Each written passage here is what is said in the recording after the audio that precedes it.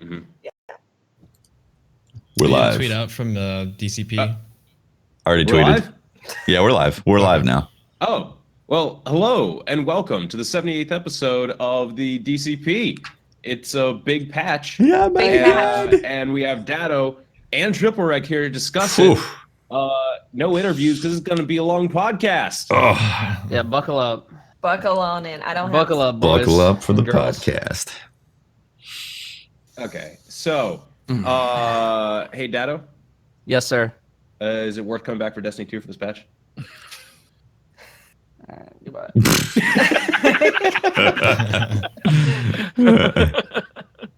I had to get that one out we of the hope way. to answer that question for you today. Yes. So Yes. you will answer After that 3 hours, for you may yourself. have an answer, but most likely not. Most likely not. It's a question that you will ask yourself every day.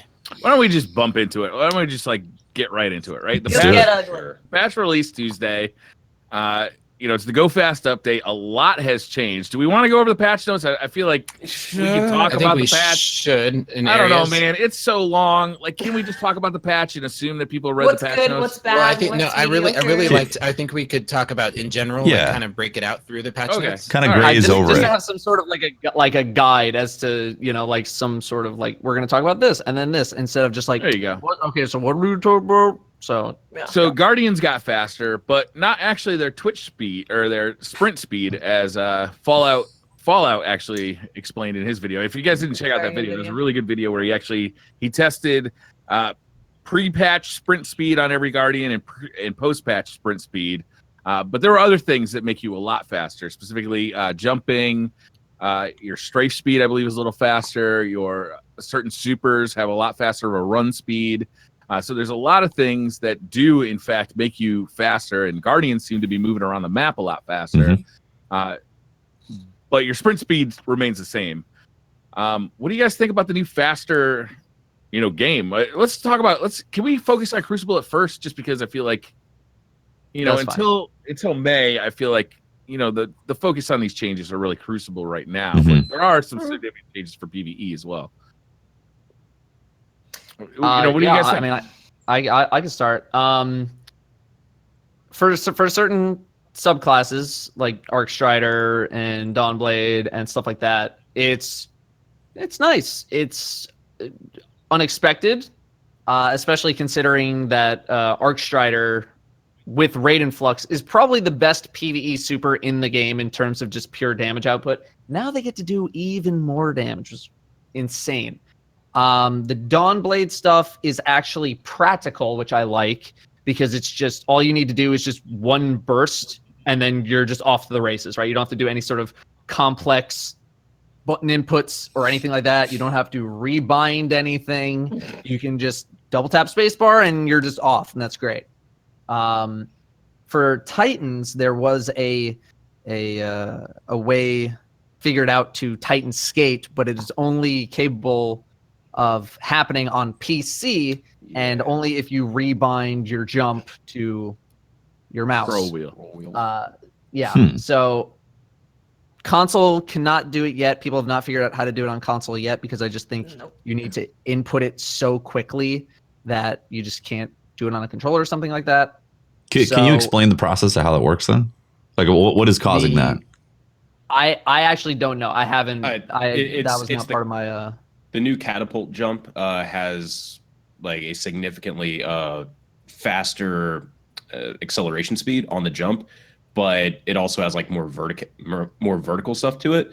But if you basically spam it faster than you can normally press the button, you end up activating it, deactivating it, activating it, deactivating it so quickly that you're only getting the momentum increase, really, not any of the vertical stuff.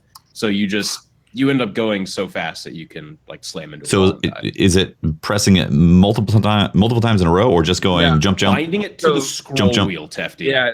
So what it was, Tefty, is I watched Cam and Cakes do this. Is he had the jump bound to the scroll wheel both forward and backward, and by rolling his mouse, his scroll wheel forward and backward, so it's clicking multiple times. Like a scroll wheel kind of clicks.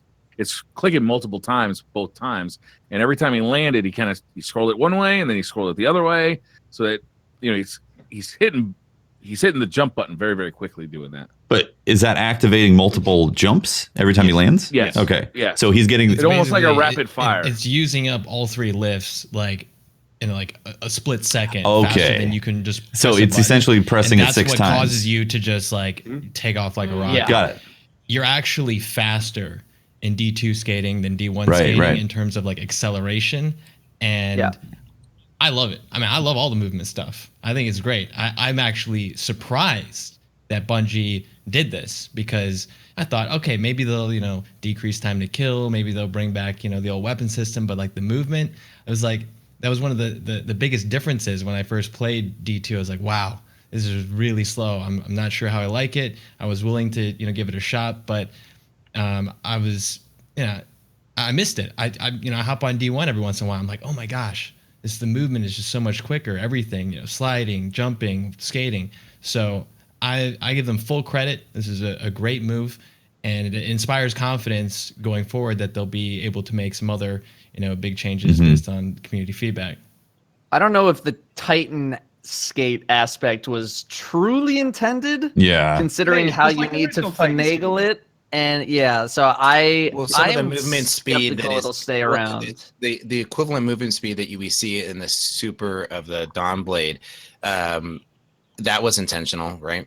That was intentional, but you don't need to rebind your jump to your No, I mouse understand- wheel. I understand and that, all but that. But this, Yeah, this no, But interestingly, though, their whole like intentions behind it to really increase the movement speed. Like I appreciate behind the whole that. patch. Maybe they'll bring back the Dawnblade speed a little bit because you actually go so fast it's hard to control. it is But almost hard to control. and maybe they might tweak the skating a little bit because it should be able.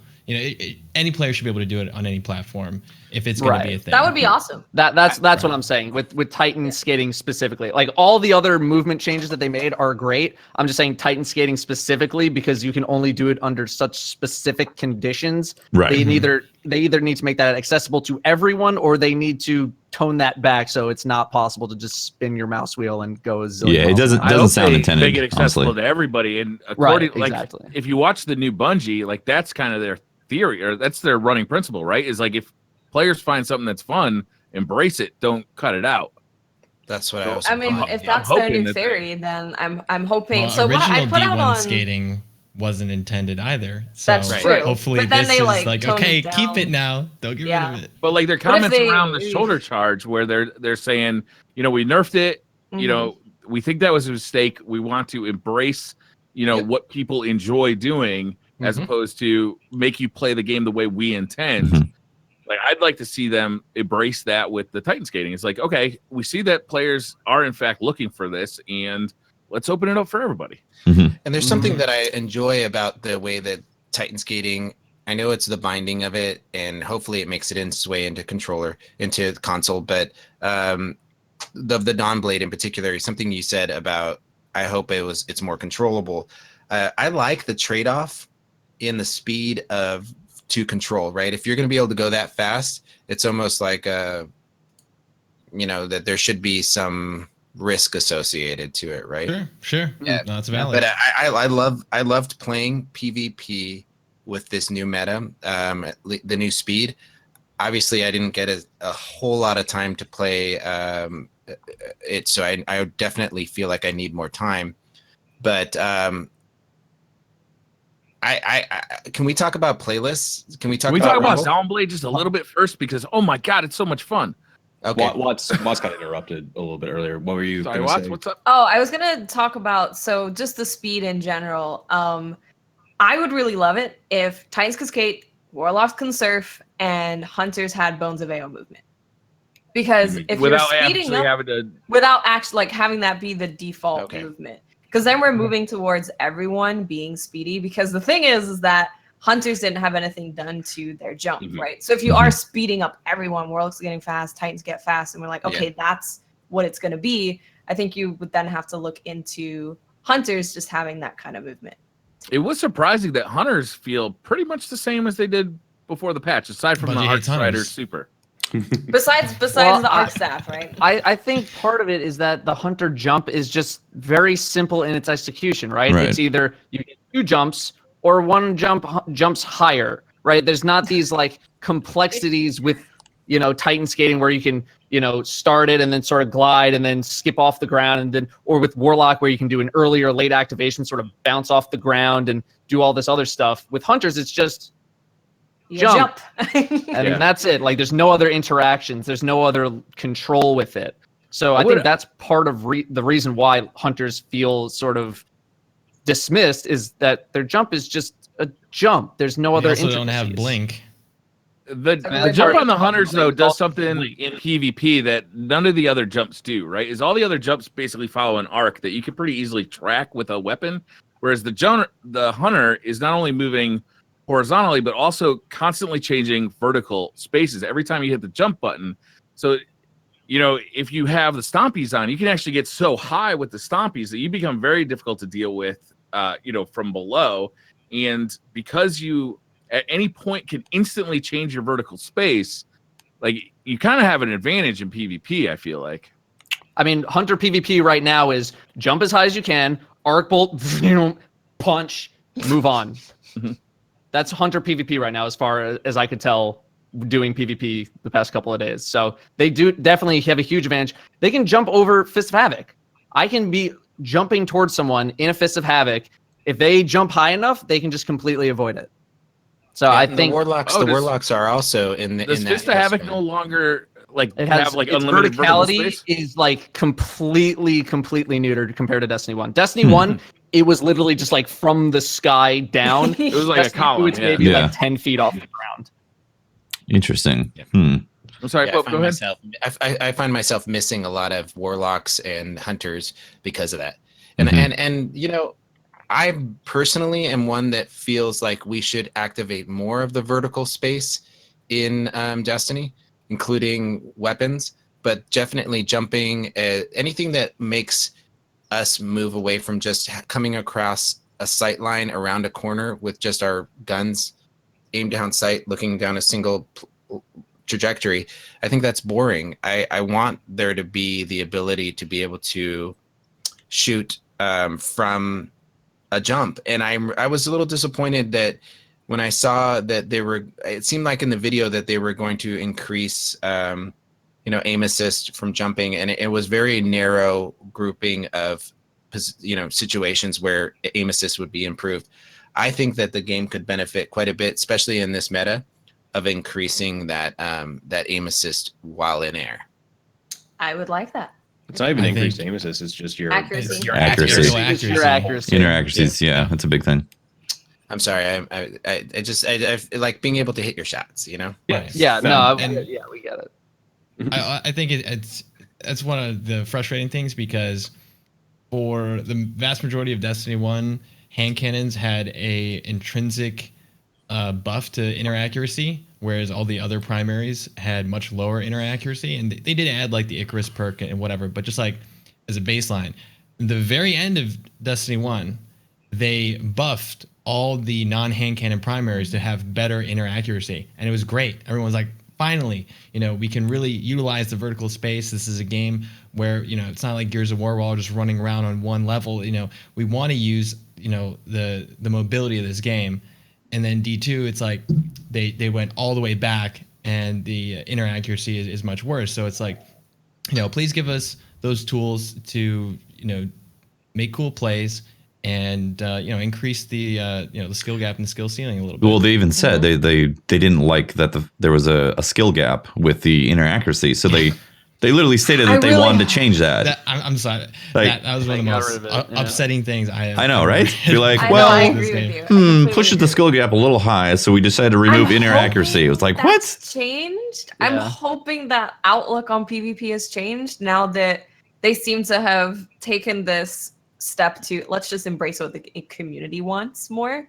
I'm hoping that they're not like, we want skill back to be as small as possible. Like, I'm hoping they really embrace that now. Yeah. Because that I was just like, what? You Yeah, made changes I mean, to PvP to it make is- it more competitive. I but then completely get Yeah. it. took it away. don't want new players coming in and getting annihilated right away. But at the same time, it's frustrating as a veteran player to be constantly limited by things that you can't control. And in air accuracy is one thing. I would Like, just, you could miss- a lot of times these arguments get brought up, and like, I feel it's a mistake to try to like. I mean, I totally understand, right? It's like Bungie wants to protect players, and they don't want people to get on and be frustrated and quit.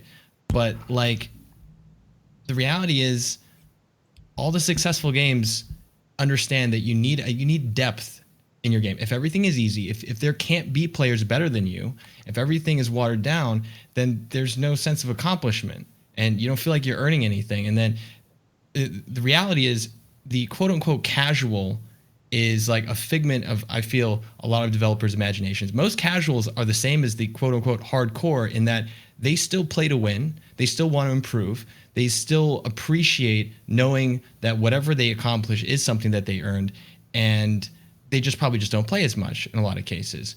So I feel like they're trying to protect like a type of player that doesn't really exist. And that's why, they implemented skill-based matchmaking. That's why the aerial accuracy was reduced, or that's why they, slowed down the time to kill so much. That's why you can hit max power from just doing patrols in Destiny 2, is because, they don't want to hurt players' feelings. They don't want to potentially hurt them. I think that's a mistake, because you need things to aspire to. And that's why I have so many people that are like, hey, guess what? I've been playing Fortnite and I'm terrible at it, and I'm having so much fun, and I'm getting better. I just don't see that same type of thing with D2. There's also that thought that I don't really like people having, is we have to protect these new players because if they get slapped around once, they're gone. It's like you're severely underestimating people jumping into PvP. Like most people are not going to 100%. jump into game their first time and expect to be a god at the game. They're going to understand that they're probably not going to be very great and they need to improve. And I don't know where this comes from. There's other ways to do that too, to protect that brand new player, right? As Call of Duty used to have like that, like the first 5 levels you played, you only played people who were up in those first 5 levels, right? Yeah. And then once you graduated past those 5 levels, you probably played 10 games, you got more of a feeling of how the game works, and you get put into general matchmaking. So something like that is a much more, I think. Right, exactly. A new player playlist where you can only play it up to like, a certain amount of time, and then you graduate to play, with the rest of the population, and a ranked mode where people can choose to go play people of their skill level. If you implement everything. Do you remember in Halo, what was it, Halo 3, where you would start a new account, right? Yeah. The boosting accounts. So you'd start a new account, so it would be locked to the lower tiers, and then you'd take another experienced account and lose a bunch of games to it, and then that would rank you up to 50. Yeah, well, I mean, 4 games or 4 or 5 games. You've seen like games like with really strict skill-based matchmaking fail because people will literally just go in and reverse boost. Yep, So, like those go in and lose like 100 games in a row, and then they'll just farm for like 10 games and they just rinse and repeat. And so it's like you're kind of like creating an almost toxic atmosphere in some senses. But if you have like a true rank mode, it's like, okay, great. I can see where I'm at. I can measure my improvement. I can play 4 things. And I think that would benefit this game a lot. But, I don't want to put like the cart before the horse, because I think the gameplay really needs to, again, have more depth and, reward skill and bring back not just I can go fast, but I can actually make those crazy, power fantasy. Make those plays faster. Makes use of you going fast. Yeah. Right, because we still don't have that. We go fast, but we don't really kill fast unless it's a super or a power. That was my biggest concern. I was like, okay, you're going to go faster in the Crucible, but that means that you can leave quicker as well. You already have a problem of trying to kill somebody, and then they're like, oh, I'm half health, dip around the corner, and then they're gone. Well, now that they can do that even faster with the faster speed. See, I my argument for that is, yes, you can't kill people who are properly positioned around a corner, around a wall or something, but they also can't kill you. And I feel like that's something people maybe take for granted a little bit more than I think they should be doing, is you get the same advantages of being able to be properly positioned and ducking around a corner and all that. Would I prefer if people who are grossly out of position didn't have a chance to really get away? Yeah, I would. But I think I don't know. I think people kind of take for granted that they too can get out of positions quickly, and when things are a little more forgiving, it's not maybe as frustrating if you do have a tiny mistake where you can't get away. But I understand I think that's the issue, is that being able to escape so easily just fundamentally reinforces a team shot meta. And I've seen this because I've played a lot of Rumble. I've played more Destiny 2 in the last 2 days than I think I have in the last 5 months. And I've played up against some like good teams in 4v4, and I play a lot of Rumble. And the people that play to win, they play the exact same way. They turtle in the back, they play passively, and I just have to say that's not Destiny. Destiny is not a tactical shooter. It's not a tactical shooter. Stop trying to make it a tactical shooter. It's a game where you're trying to be a cosmic badass with space magic, so embrace that. And ever since year 2, Bungie has been nerfing our main weapons and keeping them far below everything else. I mean, they did try and address this, right? Is that they did make some changes to primary weapons, but what they definitely did is they increased the amount of power weapon ammo that's available now. There's in every playlist, there's a ton of power weapon ammo. There's a lot more. Well, there's just a lot more of every type of power weapon, and that does that not address some of your concerns there? Okay. I'm glad you bring that up because I know about exactly that. what you're saying. Let's talk about the power. On one hand, I'll say this: like the game has overall improved in the amount of fun that you can have because you are getting the power weapons. You're getting power ammo more often. That's great, but it's still reinforcing a fundamental imbalance with the fact that only 2 people at any given time are going to have power ammo. The rest of the people don't, and they're just screwed. They're screwed because it results in coin flip checkmate scenarios where one person has power ammo or super and the other person doesn't.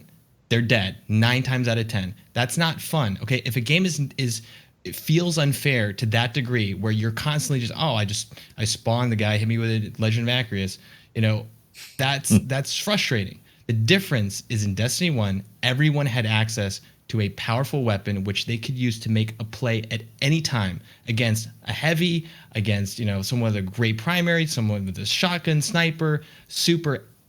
Doesn't matter. You were always in control. There was always potential. You're never down for the count. And I think that's the problem, because after, if you remember in Destiny 1, they kept messing with the special ammo economy to the point at the end it was just you spawn with it, but you lost special when you died, and so it was only like you would have to go pick it up from the ammo boxes. But then you just have snowball scenarios where people will get it, the other team will not have it. You just keep slaying them, and you're just stuck. You're just getting farmed. It's like that's just it's not fun, and it's not balanced. For me, it's just the fact that it can the power ammo can be around at any moment now. Before, you used to have power ammo's coming. This is a situation where I need to pay attention. We need to see who's getting ammo where, and we can plan around they grabbed it here, so avoid that area or look out for this guy.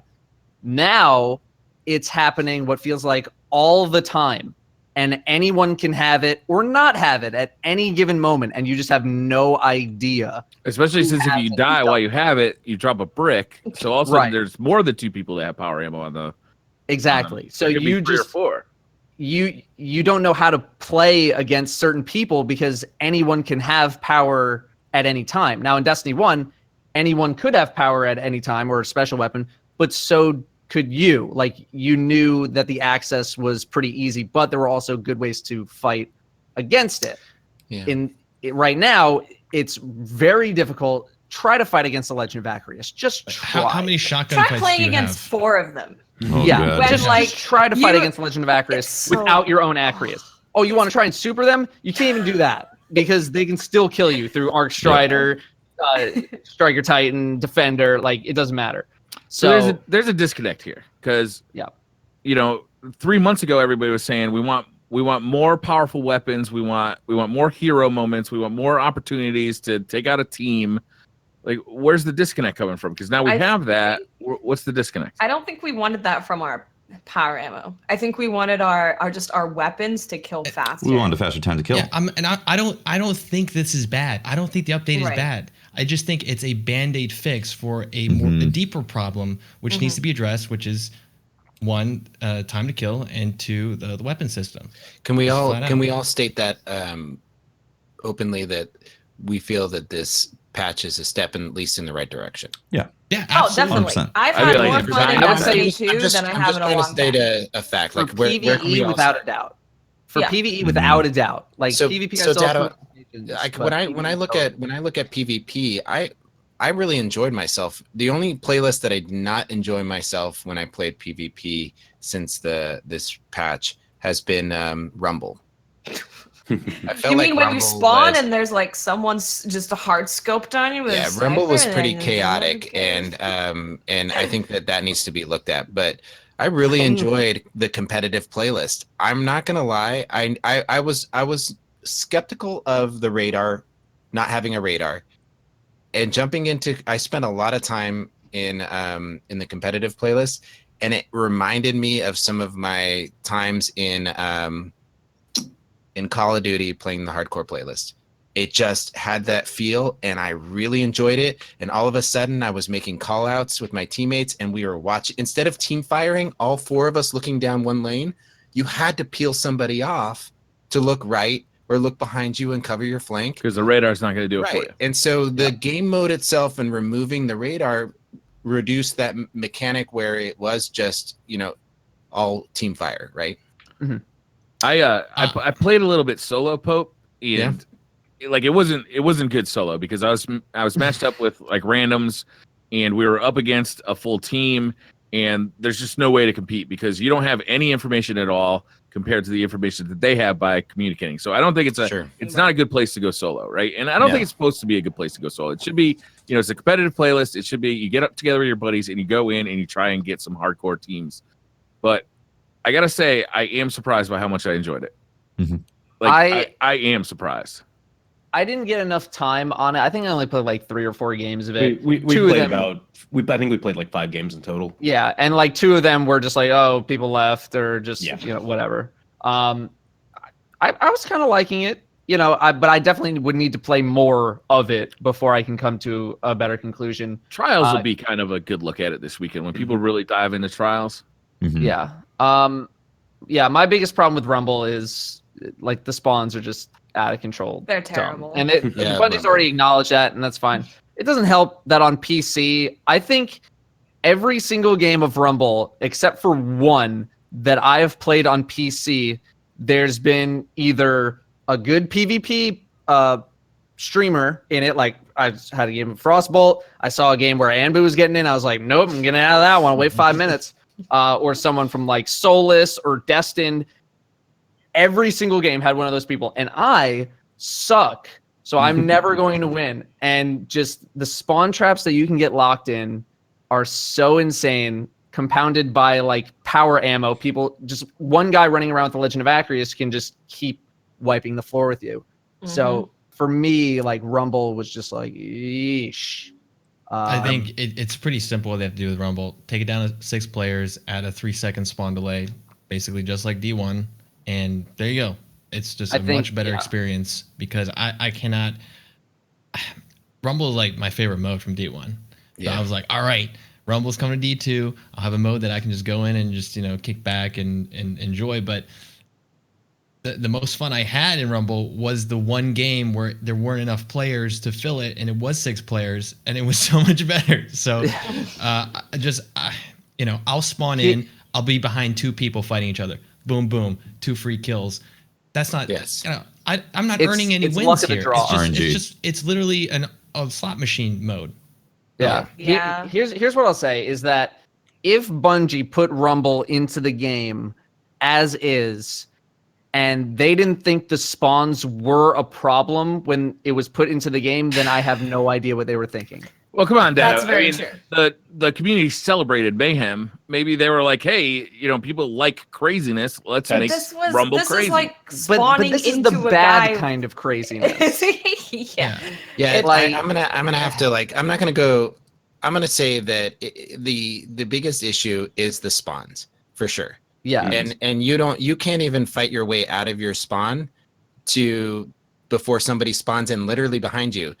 So you're going to engage in a fight and you take 5 steps out of your spawn, and then immediately somebody's Spawn behind in you. the same spot. Yeah. Well, And it's just- literally like Also- you're You either have have to literally have the same guy you just killed spawn Right. right next to you with an Exactly. I had that overshield, happen and you've so got your many health times. back.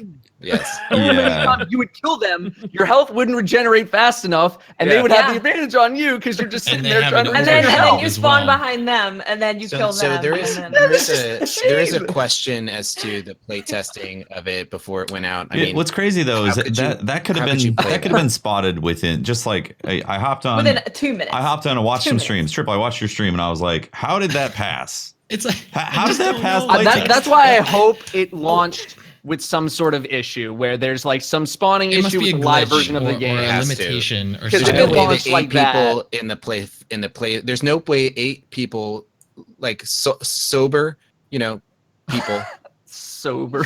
jumped in I there Played have- that and and I thought have those a spawns couple- were okay. No way. I have a couple There's no theories on that. Go for it. First off, we all agreed like months ago that updates need to come out faster, and it's okay to make mistakes. Yes. Very Yes. clearly, there's a mistake Fail here, fast. right. and they've that's already cool. acknowledged it. Yeah, they have. They have. So acknowledged. And that's fine. That's Yeah. fine. We're good. Second part, I can totally see them seeing the popularity of something like Mayhem, of something like the Laser Trials weekend. They hinted to that in the little the video. vidoc that they put out. Yeah. There was a very much controlled chaos type thing going on there. So in this Rumble playlist, maybe that's what they thought. With these types of spawns, it's going to be a little bit chaotic. It's on a rotating playlist. So if people liked that type of mayhem, the type of chaos in a Rumble fashion, it might work. I think the resounding thing from the community is that it's not what they want Rumble to be. If we want mayhem, if we want chaos, we have mayhem for that. We have Right. maybe the upcoming 6v6 and Iron Right. Man. And Yeah, I think it's hold also. on. I think the fundamental problem though is that we're used to seeing these things drop and then waiting 3 to 6 months for them to get fixed. And Yes. that's Right. why the community Yes. reacts this way, is saying, how could you Right. screw it up right now? Now we're gonna have to live with this for 3 months. Come on. Because So if they were to they're not patch it before Rumble All right, comes yeah, but back you can't- again, then you that would be can't- great, right? Right. If You they had can't a be track like, record "Hey, of doing that. You got to do stuff and do it big, and make mistakes, and then be like, "I can't believe you fucking make a mistake." But that's not big, Briar. Come on, That's not but big. That's not fair. That's not big though. It's not a brand new game mode. It came from D1. They added 2 more people to it. Like the just like Triple said, the they ingredients tried were capture there the flag. already. They did not have to redo the cake. It was already baked. So that's why This is why the community is so frustrated. It's not because they don't appreciate Bungie making some improvements here and there, but it's still under the premise of we are playing catch up to D1 still. That is why people are upset, because and They gotta get and over I it, understand it. Triple. They gotta get over it. Yeah, I don't. No. And no, I agree. I'm just saying that is the overwhelming sense. That's people's mindset, and it's difficult for them to come out of that, even if it's it's irrational to some degree. You have to give credit when credit is due, and like I said, movement stuff, great, love this. I think bring Rumble back, awesome. It is a sense of look at the past, look at all the roller coaster we've been on. Are we gonna have to wait till fall to have Rumble fixed? That's what's in the back that's of a people's question. mind. That's a separate question, right? I hope we don't have to wait till fall to get Rumble fixed. I But people are sincerely do, and I hope conditioned that under their circumstances, Exactly. and that's what we have come to It's expect. just that's human nature, right? Mhm. And I want to see that change, but the onus is on Bungie to change that. Yeah, I'm okay with Bungie making mistakes. That's fine. It's just we're so conditioned to having to wait several months before things are either acknowledged or fixed, or they're going to say something about like Rumble spawns. Something like that. Like it's just knowing that it's like okay. Well, I think it's important to that point, Dado. I think it's important to acknowledge that this would be a good opportunity for Bungie to show that they are responding to these changes in a quicker way, right? They've acknowledged quickly that Rumble was not, that there's a problem with the spawns, right? Okay. So how fast that patch gets made? Next rotation, it has to see. We have to see it. And I would say it's rare to see something as unanimously agreed on too as no, it needs to be 6 people. Yeah, and I don't even know if that's something. I mean, obviously, we want to see some changes to some of the playlist, right? We've talked about Rumble for a bit. We talked a little bit about competitive, but I wanted to also hear your guys' thoughts on that. Do you think that we need to start seeing the individual playlists? Do you feel like people are quitting out? When in the games that you played, did you see people quitting out, or what was the times that you went into competitive with a teammate gone? The only time I ever saw people leaving is if they got thrown into a game that was like 50-3. Like for the most part, people were staying in games. I mean, we had. I think Pat Pope was and I talking had about one game. I think Pope was talking about competitive specifically. Competitive. I mean, we didn't play enough. We had that one game where someone got error coded out right at the very start, and there's not much you can do about that. I feel like we just need more time to give competitive a look. Competitive games. It needs a week of trials for people to see how it plays. Yeah. There were some weapon changes too. What did you guys think about the overall weapon kind of pass? Like they're PvP and PvE separately. PvP, a lot of things kind of got buffed, and then PvE, a lot of things got buffed across the board. But we should talk about PvP. Definitely. I want because I think the biggest thing is the lack of time to kill being really adjusted. Well, it's interesting because they did buff pulse rifles, certain archetypes, and the outlier right now is the Vigilance Wing, which has the fastest time to kill. It's like 0.83 seconds if you get all the crits. It is amazing. And the all body shot, like the slowest time to kill, is still like just 3 bursts, so it's like 1.2 seconds or 1.3 seconds. That's the so Destiny that gun, that's the best gun in the game, the best primary, and it's going to be annoying because that's all anyone's going to use, but everything needs to go in that direction. Yeah, until we get the Storm. Yeah, no, that's going to be interesting as well. I feel that the problem here is that the thing with the weapon system is that yes, you have 2 primaries, and there's an illusion of variety there, but it's not gameplay variety. It's just I'm having kind of basically similar gameplay experiences with a lot of these weapons, and you see that because how many people are actually running like a scout rifle and an auto rifle? No, they're running like one range weapon and a sidearm or an SMG. That's really the only setup that people are using, and you can't tell me that is creating more playstyle variety or gameplay variety than if I were to throw in like a fusion rifle or a shotgun or a sniper in its place. I think the Fighting Lion, ironically enough, even though it's kind of a troll weapon, you can achieve somewhat of the experience that you would get from D1. I've seen Cheek from Destiny Fun Police, go around with Sentinel and just hit him with it and then melee, and it's like, hey, that's the type of thing that you miss, being able to do burst damage. And again, go back to what we were talking about earlier, the individual empowerment of being able to take on 2 or 3 players, and if you are skilled enough to take them all out. They didn't. It doesn't feel like they increased time to kill, like in general, but it does feel like they increased time to kill on weapons that kind of were sub-average, right? It's like they took the the top weapons like Uriel's Gift and tried to bring everything up to that point.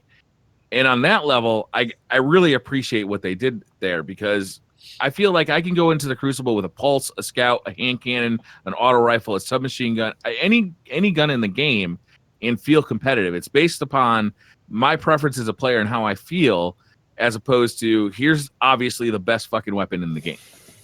I mean, they said outright that they wanted, they were aiming for around a 1 second time to kill, and a lot of weapons now are competitive at that time frame, right?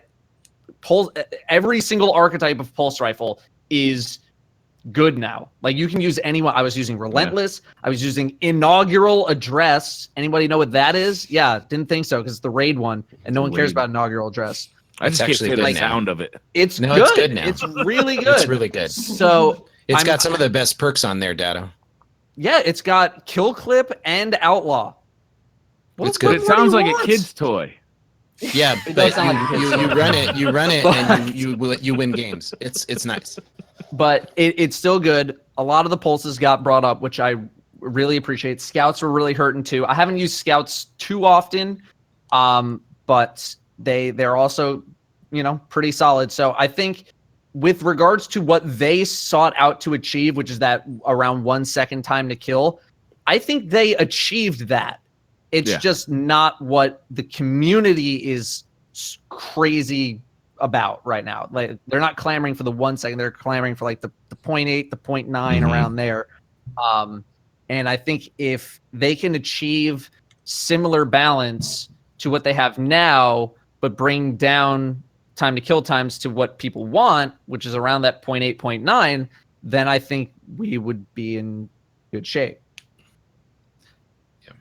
I mean, I feel like they've achieved something that they never did in Destiny 1.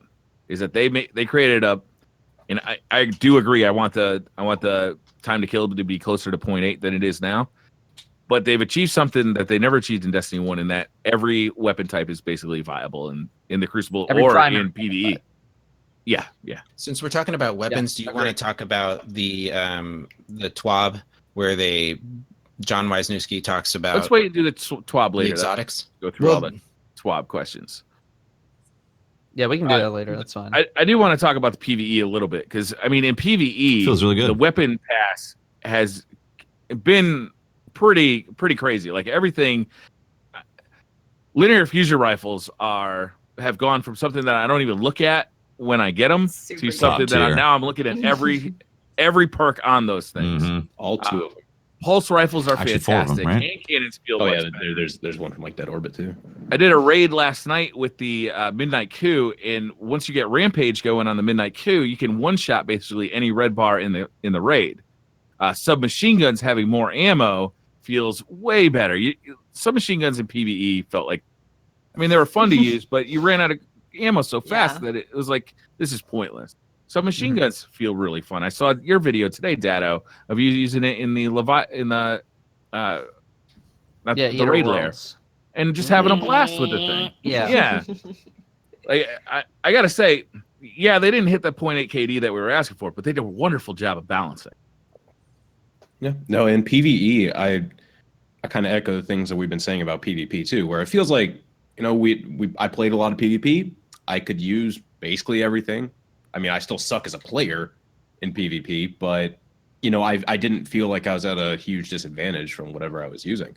But just like that in PvE now, I don't feel like I'm forced to use Better Devils or Nameless Midnight as my primary, and like I can use basically whatever I want. And we went through the Nightfall with multiple loadouts. I went through with Fighting Lion and Antiope as my loadout for the Nightfall, and we still got like a 90k points on that. And I don't know, I just in PvE stuff still feels really good. Snipers, in my opinion, could still use a little bit more precision damage modifier, because missing with one of those, just it sucks. But I want to feel a little bit more, just a little bit, not a little You bit more. still hit it. You just didn't hit it perfectly. Yeah. Make it feel a little better. Yeah, but I mean, you cannot hit it with a linear fusion rifle, and your linear fusion rifle non-crit damage is going to be double that of a sniper. Yeah. Granted, it takes a little bit longer to fire, but you're still getting the value on a per shot basis way more than you're getting the value from a sniper. Yep. Yeah, PvE felt really good. Going through, just in general, playing, felt like I was putting out more damage, more weapons were interesting to use. and the linear fusion rifle definitely stood out. It was like, this is The a raid- lot of fun to use. Mm-hmm. The raid's more fun, I think, because you have more options. Doing the Nightfall this week, we also got the Nightfall loot, so a lot of people are motivated to go into the Nightfall. That feels like a lot more fun because now I'm really like I've got a ton more options available to me. It's not just like which auto rifle has arc burn on it today. It's like how do I want to approach this Nightfall? Do I want to be doing it from long range with a pulse rifle? Do I want to do it at close range with a submachine gun? Do I want to use Acreus? I don't know. I like where they're at with PvE right now. It's a lot more fun. I'd like to see them rebalance stuff like that in PvE every so often, just to switch things up. It actually makes me pretty excited for what they want the prestige raids to be in the May DLC. Right? They said they want to do this custom loadout raids. At first, I was dreading it because I was like, oh great, can't wait for the sidearm linear fusion run that we have to do, where all these weapons suck, and we're gonna have to jump through a bunch of hoops. But now everything's pretty good. They made So it viable. I'm a little more excited to see how we end up, tackling these prestige raid challenges and stuff like that. So The I one thing would I like will to say. You go ahead, Triple. No, I just wanted to just say that the prestige raid challenges I think is a stroke of genius, and I want to just say that's something where Destiny is progressing as a series. It's not just this is from D1, and I think it's important to say that, and I appreciate that. As someone who is not great at PvE, but I do enjoy it, I'm looking forward to that. It's another evolutional step to the strike scoring, right? It's like it's got the risk of a year one Nightfall, which I think a lot of missed in year 2 and 3, but it's also got that scoring mechanic, which kind of keeps you moving forward and puts some urgency on it. The one thing I will say about the balance is if you're the type of like hyper competitive person, the weapon changes, like they took that, like Dad and I were talking about this, they took the perks that are really good and made them even better, and so there's still, for the most part, a lot of weapons that just don't have good perks. Yeah. Because kill clip, rampage, glass half full type things, all those perks basically got even better. And you're gonna use auto kill clip reloader over just- grave robber. Right? Get out of Yeah. my face. Melee dudes, get my ammo back. Oh, also Dragonfly is amazing now. Yes, that was It's, a good it's change. nicer. It's nicer. Yeah, the visual, definitely the a lot visual better upgrade. than it was. Yeah, visual It upgrade and actually actual does damage. Yeah, Yeah. it's good stuff. I actually decided to look for weapons that had Firefly and check them out. Did Did you guys get the sniper? Yes. I have not gotten it. Not I've yet. done 9 runs. Yeah. Haven't gotten it. 9 runs? how many runs did What it do you take you think, back? Dado, what do you think about that? Are you okay with doing 9 runs and not getting it? It's fine. But that's just because of how the weapon and progression system works right now. Like, if I don't get the Nightfall sniper that I know I'm never going to use in PvE, Yeah. I'm okay with it. Like, if it was something where if I got a really high score, the power level of the item would correlate to the score that I got, then I would be like, oh, I really want this, because if we get a 160 on Pyramidion, it's like, oh, that sniper might be like 375 or something like that. But because it doesn't really, it doesn't do a whole lot for me right now, so I just don't care too much. I just kind of wanted to try it out in PvP because people have said it's good in PvP, and maybe I'll make a video on it. But otherwise, I'm not. I'm not too torn up about it. Yeah, Pat, you got Patrick, it. have you used it in PvP yet? I haven't. I got it after we were doing all our PvP runs, so I haven't had a chance. CC Kun was using it, and I haven't seen that man enjoy PvP, except yesterday. He started using the sniper, and he was thoroughly enjoying PvP. Is it better or worse than the Maxim from New Monarchy? It's better. It's better in my opinion. Both have snapshots, so they're pretty snappy, but it comes down to like high impact damage. You don't feel as punished for missing a headshot because the body shot damage is still really high. Yeah, it's definitely a good weapon. I got mine on the 4th run, I believe it was, of the Nightfall. I know Dado. Nice. It's like you're like, oh, I didn't get in like 9 runs and whatever. It's like to be fair, you also got the I mean, raid ghost on the very first run. This that's true. I did get 2 raid ghosts in four raids, but Yeah. This just kind of exacerbates the issue from random rules from Destiny 1 and how I thought it was a terrible grind, because my grind is still going for the Nightfall Sniper. I have done 9 runs of it, so I've spent 2-3 hours in there trying to grind for it. Some people got it on the first run and they were done. An RNG grind like that does not make me excited. It's just random when you're done. There's no steady progression towards the thing. It's just you're at 0 and then you're at 100. And there's no in between. And that's something that drove me mad about people saying, oh, random rolls grind was so good. It's like, No, it wasn't. To clarify, it wasn't Dado, good. It was just all you had. Yeah, exactly. So would you be happier if there was like 4 weapons in there, or like just to I would be clarify- happier if the better I did, the more powerful I became. Oh, okay. That's So what I you would could like. potentially hurt people's 160,000, feelings. You got a sniper rifle that was, Bad had for higher them. impact.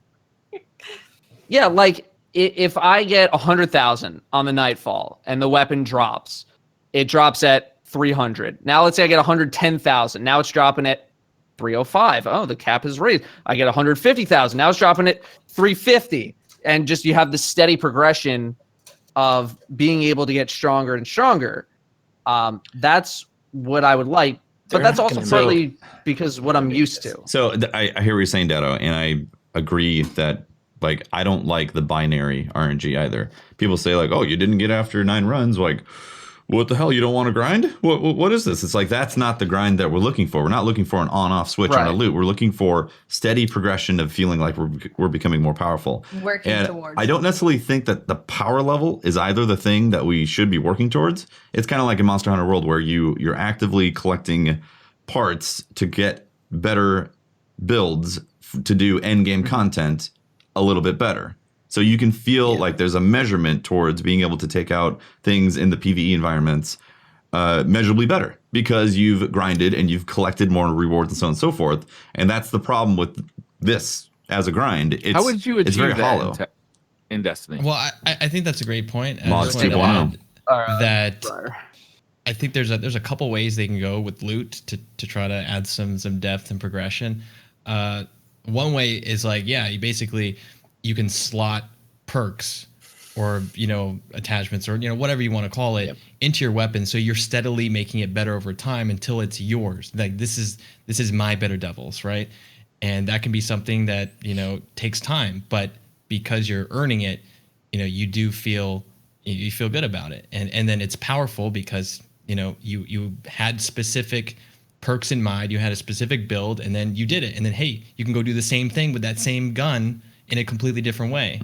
Or if you want to go like something more similar to D1, you could just have you could have random rolls, but you could reforge your weapon like maybe a set amount of times, like 5 times or something, and then it's depleted. Yeah. And then you have to get another drop, and then you can reforge it 5 more times or something. Or you could just do like 1 for 1, infuse 1 Better Devils into your existing one, and then it resets the roll. Like I think anything in any of those directions I'll be happy with, because like the issue with set rolls is that there's not enough of them. It's one if and there done. Were like if there were a million guns in D2 and they were all basically variations of one another, then it would essentially be the same thing as D1.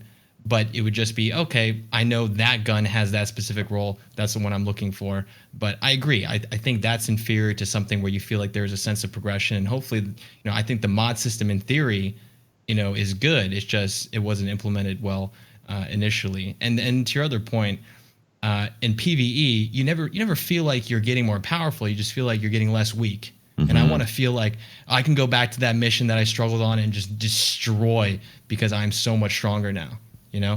Yeah, exactly. The grind, like if there is nothing in place for these weapons to get more powerful with subsequent drops, then we need to go back to random rolls. I've said in the past, and I'll say it again. random rolls helped with that because there was nothing in place. If they do put something in place, like you said, like some sort of way to get the base model of the gun and then build upon that further, then that would really be an evolution of the grind that we all would be super excited about. Because I would love to get a Better Devils and be like, this is the base model Better Devils.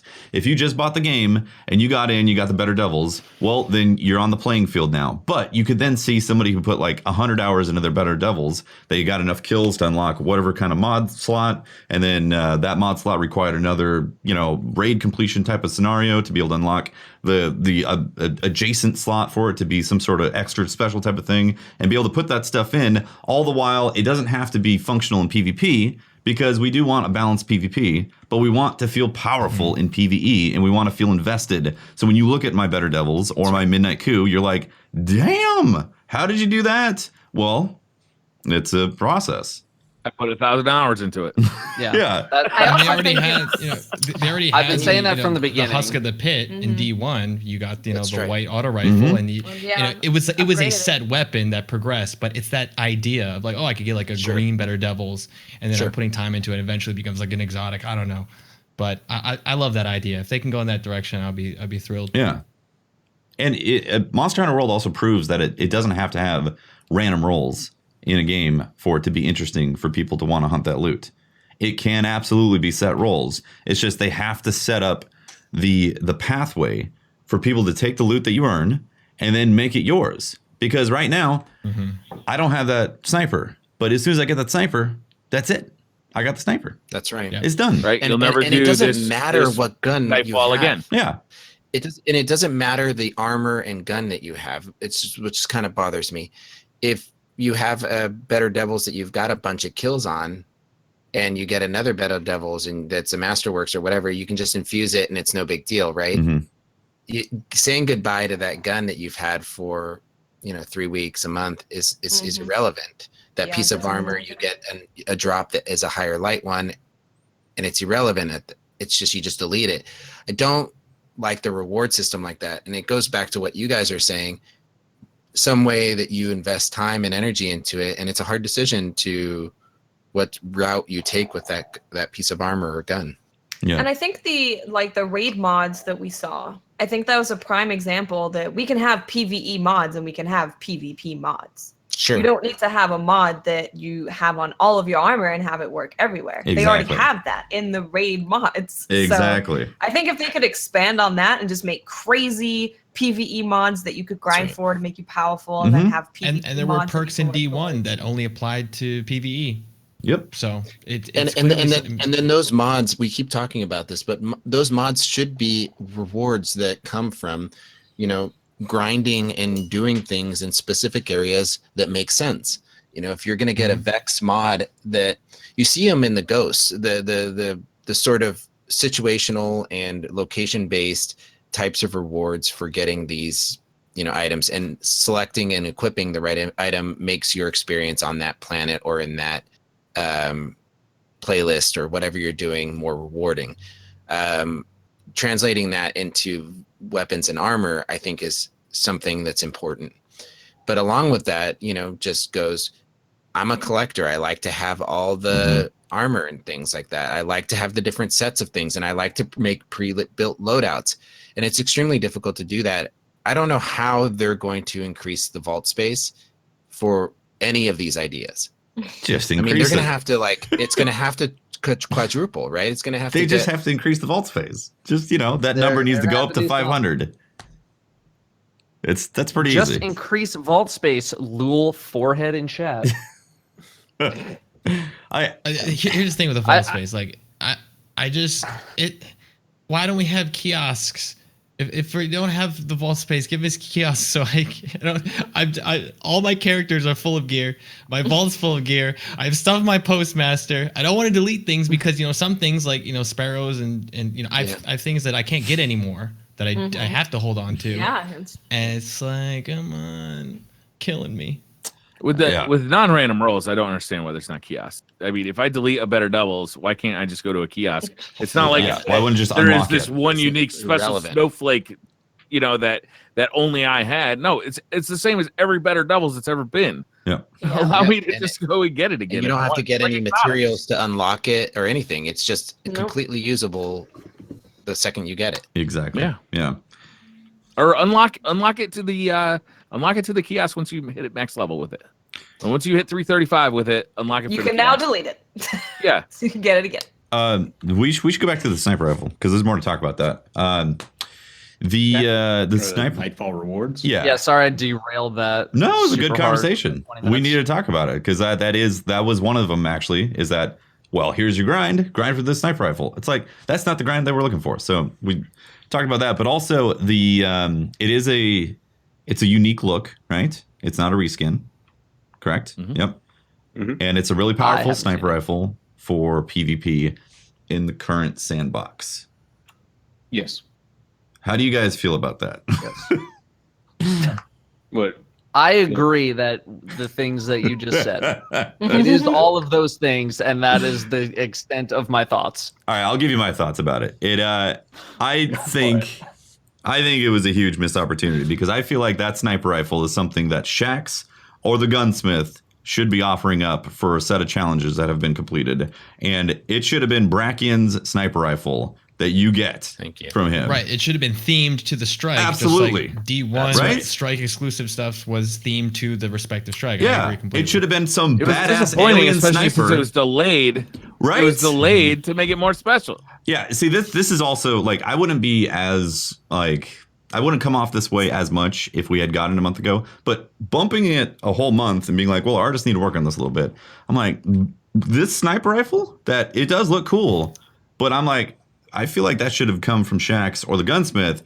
Give me Brackian sniper rifle with alien bullets. That's what I expected to fall off that. I mean, it's from one of the most beautiful strikes Mhm. as well. Like that strike is Love that beautiful. strike. The weapon that comes from it should be insane looking. And I want to get like, capes and Titan marks and stuff like that from it as well. Like special, crazy looking stuff like the Tanix cloak. Yes. Everyone grinded for the Tanix cloak. the Scion They Slayer want cloak, Mhm. The right? I want the- Scion Flare cloak. Yeah. Like that kind of stuff we need in there too. It didn't. I want seem the leaf blower stretched. from what's his face in Tree of Probabilities. One of those Yes. Tree of Probabilities, the final boss. Yes. Yes. I want that. Yes. You Yes. can shoot once, or you can charge it up for 10 ammo and go. That would be awesome. That would be freaking badass. Throw enemies in That the sounds wall, like a like strike specific reward to me. Yeah. Yep. Mhm. Yeah, that's what I mean. That's what I envision. It's like, hey, Same. you have thing that I want. Would- I want Do you your remember gun. The Shield brothers, when you defeated them, one of the rewards could have been the arms that. Yes. yeah, their gloves. exactly. Yeah, That's like what I you was hoping wear for, what Pope. they use. You use the weapons that they use. That's what I was hoping for, Pope. I was hoping for a full set of armor that had that kind of theme to it, Right. and weapons. Like one sniper rifle is not very satisfactory, and like Dado said, it's binary. It's like once Yep. you get it, You're done. You're done. The other problem Yeah. also is that there was a total of 3 weapons and then 2 sparrows, 1 ship, and a ghost that was Yep. added to the loophole. Do we know for sure that is all that they're adding for Nightfall Strikes? Or is No, that... we don't know for sure. Yeah, we don't know. Because I think that's just been farmed or okay. mined. Because if it is, if a certain Nightfall is just the ghost or essentially things that get reduced down to Eververse type of stuff, then, man, that's it. Missed opportunity. When they said exotic accessories, I actually really thought they're gonna give us like capes and Titan marks and warlock bonds and all that stuff specific to the strike too. I just thought it would be everything, like ghost, sparrow, shader, like give us everything. Do you think strike that some of that specific. stuff? Right? Let us look like the strike? Do you think some of that stuff is hidden in that game? Is it what? No. No. No. Okay. No. Just straight Good, Banner good. discussion. Well done, everybody. Good job. Next. Well, I mean, I think one of the Next things that question. we wanted from Nightfalls was the possibility of getting a black spindle, right? Type thing. I feel like From the Nightfall is not the correct place for that, but an Agreed. activity like that, Well, my somewhere point is, in the is that game. I was hoping that we would be getting some of these rewards would come, the community would need to uncover them. And maybe there's still that possibility. maybe in the future. For this one, I feel like they're very much kind of telling us everything that we're going to get, which is kind of a Yeah. question I wanted to ask to you guys. We've seen a lot of the people talk, or just the community in general, saying, this patch isn't what we had hoped it would be. Do you think that's because like we ourselves hyped it up too much, or do you think, Bungie themselves had a lot of promotional stuff going out about this patch, and they're, for about a month before this patch was supposed to drop, it felt like this was supposed to be a pretty big deal for an update. Really, it's very Yeah. much what was advertised, to be honest. Okay. Really? They did release a hype trailer. Yeah. Yeah, for no, the I was gonna say, like, I think they did more promotional stuff for this patch than I remember them ever doing for like an update before. Right. Not for like a content release or an event or something. And again, I don't think they were like falsely advertising. It's pretty much Right. what I expected. But in a perfect world, we would have had this, like back in December, and by now we would have had some, bigger core changes. But yeah, again, it's like I don't have any problem like with the patch specifically. Yep. Like most of it's good. It's just a lot of us want more because we want the game to be fun enough that we can play it 10 hours a day every day again. That's what we all want. And I think this all of this stems to people are waiting so long for updates. So when the next big sandbox update comes out, people are expecting a giant change. Yep. And I this don't know was the I don't first know one. if Bungie can ever reach those expectations when people are only getting updates so infrequently. You know how I think and they then, can? and because of that, it also like the longer it takes for them to get the quote unquote big one, the more it just adds to the next one. That the expectations kind of just grow over time. It snowballs, and then the disappointment snowballs as well. So Exactly. it's a rough spot. If they could do smaller updates more often, if possible, I think that would go a long way to like, instilling some more trust and faith from the community side. 100%. Absolutely. Because Here's sorry, Dado, 1 second. Just go. the issue really is that it compounds with every month that goes by that they haven't acknowledged or changed something. And if they make these updates like this update would have been received with a lot of it would have been a very exciting update to have 3 months after the launch of Destiny 2. People would have been like, okay, cool, things are changing. We can see it's not perfect, but it's a step in the right direction. We're happy about this stuff. And the fact that it took 7 months and we feel like we don't know when the next update's going to happen, except for maybe the DLC, that's the issue. That compounds. It creates more problems with the community because problems are discovered or just not the right angle, and then we have to just live with it. Dado, go for it. This public test server.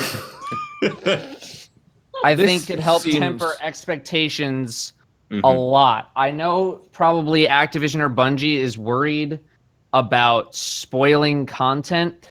This update would have been perfect, absolutely perfect for a public test server. Yeah. It doesn't spoil anything new, right?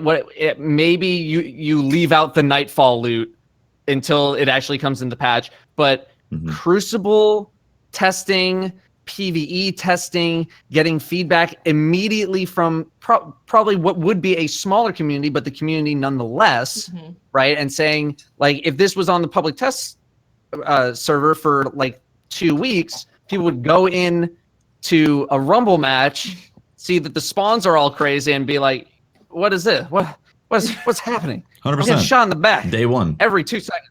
Yep. So for things that are like sandbox specific or PvP specific, I think investing into a public test server would benefit not only so that they can get community feedback better, but to also temper expectations of what these updates are going to be, instead of just we're coming into an update and we don't know if it's going to be insanity or if it's just going to be tempered or like reserved or what. Yeah, they need to So be they need to be think okay that with would things failing and then saying, okay, we'll fix it in a week or two. Like Yep. they need to be okay with Yeah. that. Yeah. Like the laser tag was an example of that. They're like, sorry, this needs to be fixed, but have fun with it for the next week. And Right. someone just says in chat right now, Microsoft and Sony restrictions, blah blah blah. I would rather at least one public test server on PC at least than Yeah. 0. Yeah. Right? Like, it could say- basically be the beta. Like we got one playlist with like 2 maps on it, and then you got a PvE strike to run. It doesn't have to be the Yeah. entire game. Exactly. And That's you right. know, Just if testing you want to limit it, say like you have to have a Destiny account in order to log on to the PTS. Fine. But I think that would help a lot in many aspects, at least at the very least in terms of managing the community's expectations. Yep. Amongst other things. Yeah, and especially given that this was basically a quality of life improvement, not a DLC, not an event, and so it would fit that perfectly. Agreed. And I think you would be able to nip things in the bud, just like the spawn system, or hey, you know, just so you know, the Vigilance Wing kills at the same speed as a Better Devil's, except the Vigilance Wing can hit 0 headshots, and that's the Better Devil's optimal time to kill. Like that's clearly, you know, something needs to be tweaked there. So yeah, no, I fully support it. I think it would do a lot of good, especially now for this game in the community. Yeah, you don't need a public test realm for public test server for the whatever the May expansion is going to be. Right. Like it's story stuff. We don't Yeah. need to give feedback on story stuff. It's just here it is. There you go. But for something like the sandbox, the thing that you're going to play over and over again, but it doesn't spoil anything, that's where you know, Exactly. that's where I think Yeah. it could be good. You want to transition over to the TWAB? Sure. Sure. I think. Yeah. Yeah, I'm not sure. I'm not sure if Think there's we're anything good. else in the. There's probably other stuff. Who knows? Yeah. How about, does anyone else have anything to say about the update? Well, I enjoyed Crucible more than I had before. What are you playing on So- console or PC? Just Console, because I'm not playing against just 2 people. Let me tell you. I don't want to do that. True. There's 3. 2. There's Yeah, just 2. 2 PC people. population's It's really low. little rough. Plus, I really wanted to. 17 So, like, Fs. things like hand cannons, right? Not feeling crispy. Hand cannons are crispy on PC because you have a mouse, whereas you're really gonna feel that with a controller or on console. So I really wanted to see our hand cannons feeling better. So yeah, I've been on PS4 messing around with stuff. And how do they feel? They feel a lot better.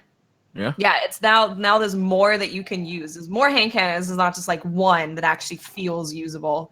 There's a bunch of them that actually feel really good. Like Nature of the Beast, which is the Crucible hand cannon. No one was really using that before, and now it's like one of the better hand cannons. I still can't get on that hand cannon just because of the recoil pattern. Like the gun They goes move directly weird. straight up Yeah.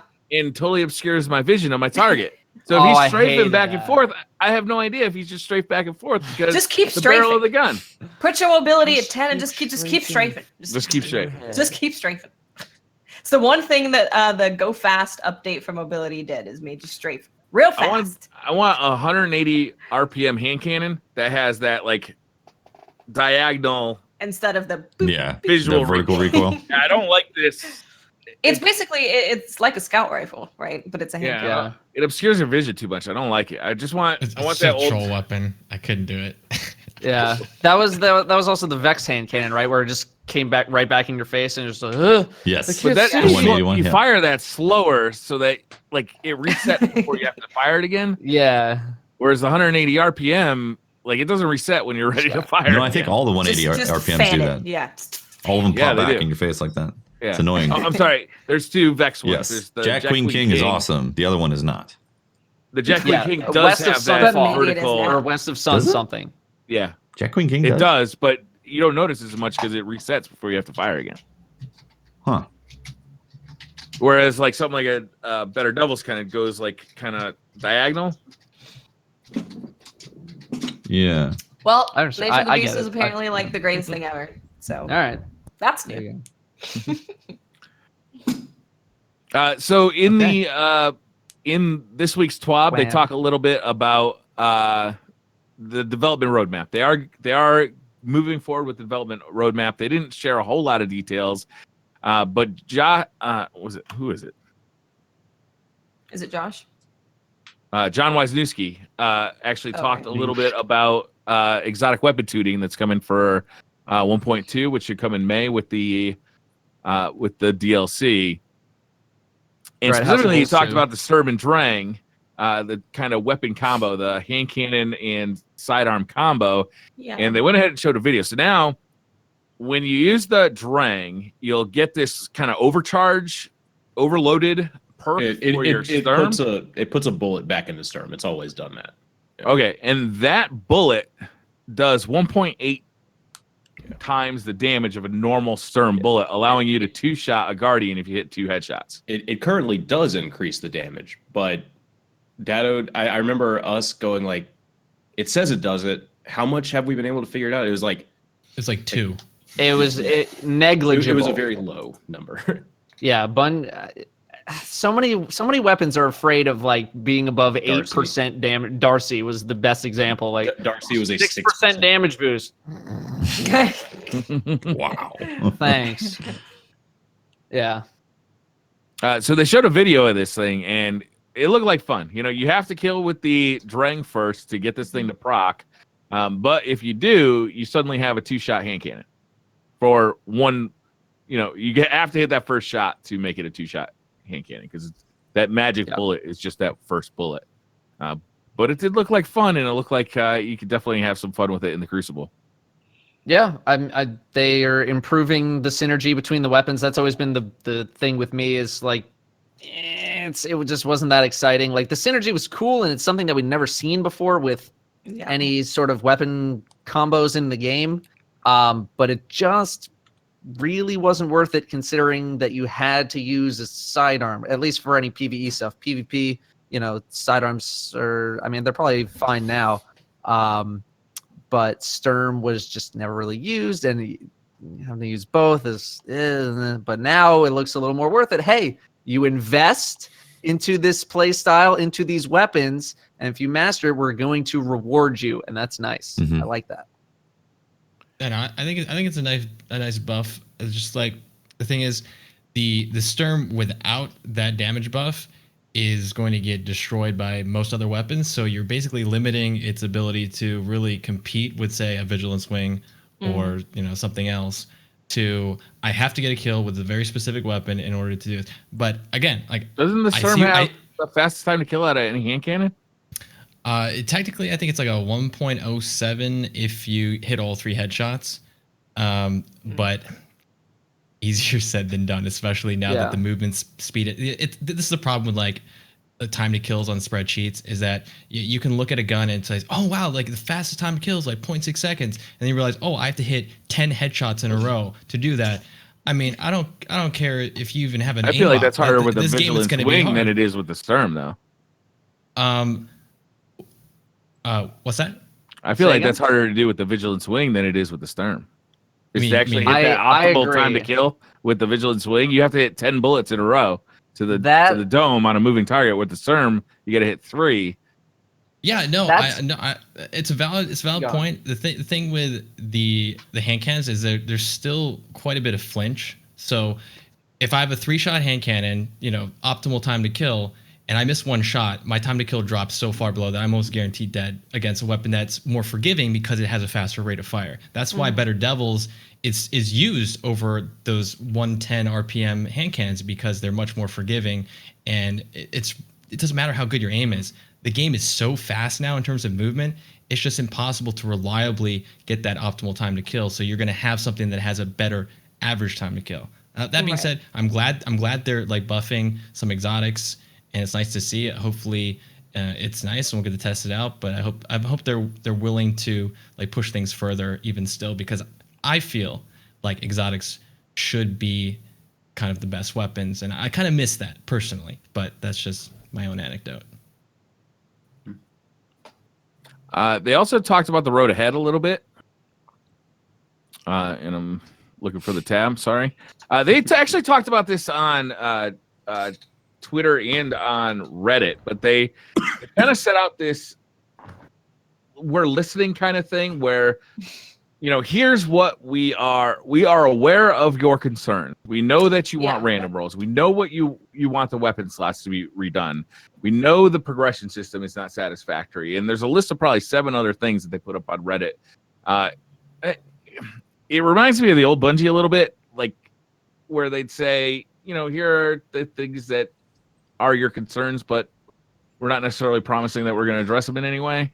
Mhm. Well, I don't know. I feel like this was more like okay, so this is what we've got from the community. This is what seems to be the hot topic. Is there anything that you guys want to add here? Okay, this is what we're gonna be looking at. I don't think the community is gonna let them just not talk about that stuff. I think with them coming out and saying, yeah, these are the things that we are looking at and talking about now, they're kind of setting themselves up to have to talk about it. True. Some people will be like, guys, you said that you see what we're saying. If you don't talk about it, you're just ignoring us.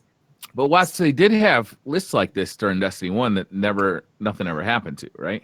Yeah, but now I don't think Bungie can get away with that. I don't think there's any way that they can. Yeah, at this point, they're in a different position with the community with what they've done. Yeah. And how long they've taken for this update. Yeah. Longer than we would have liked. Way too long. But I again, I want to try to be fair here and say that, Chris Barrett, Cosmo, DMG, they've all been doing a lot of good lately.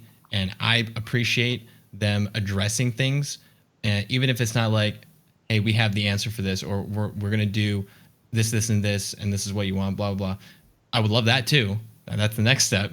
But at least they're not ignoring it, because when you don't acknowledge things, when you let your community just fester in an echo chamber, it breeds toxicity. And when people are uncertain, they assume the worst.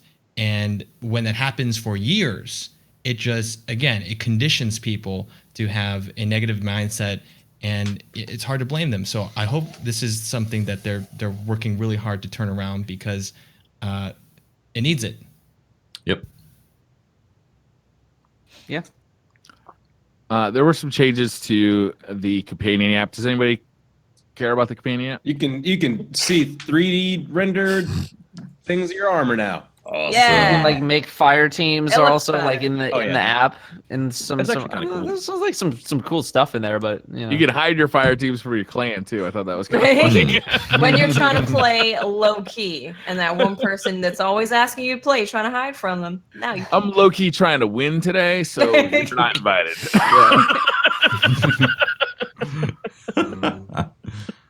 Uh, We also also, found out. Go ahead. go ahead, Pope. Sorry. No, that's you. We also found out there's going to be a Bungie bounty. That's going to be on PC on 4/4/18. I think that we're planning on trying to take that on. You guys are gonna take them on for sure and win. It's no doubt. There's no doubt. Well, I mean, if we do take them on, we're going to win. It's just, whether or not we can actually get matchmaking. yeah.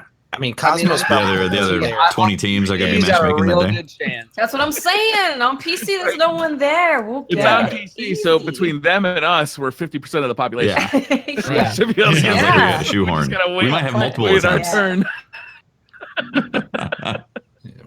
Dylan's kind of a pushover in PvP, so it's no Ooh. big deal. Ooh.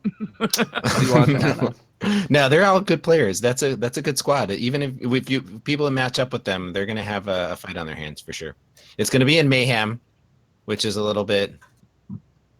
Little coin I flippish. mean, it's going to be a bunch of Different. hunters. They're going to be Yeah, a it's fun. bunch of hunters. So just everyone should queue up as like Dawnblade, and then they'll probably win at that point. Mhm. Yeah, there you go. Can't hit what you can't see. Yeah. The Fast. go You fast. Kill yourself on the a player wall. card reminds me of the Nepal logo. I do like it. Yeah, Mhm. I like it a lot. Mhm. Yeah, it's nice. Does anybody care which faction won? We already know. I'm best I mean, faction not the one one, I- obviously. So I mean, There was a Oh, there the was a- faction with the best shaders won? Well, so weird for 4 Whoa. times in a row. Who would have guessed that what can I coming? say?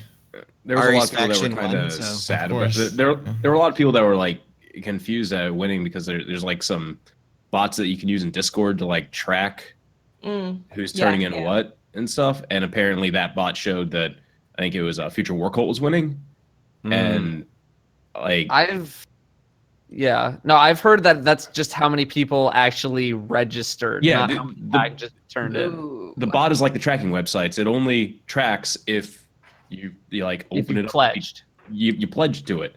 or you like say, hey, I want this to be tracked. So maybe everyone that signed in is like saying, hey, I'm trying to get Future War Code up. I want to see where we're at. So it skewed the results a little bit. Yeah. Can we talk a little bit about? So we're in season 2, and this is the faction wars. We've seen them and the kind of anemic versions that are of what we see.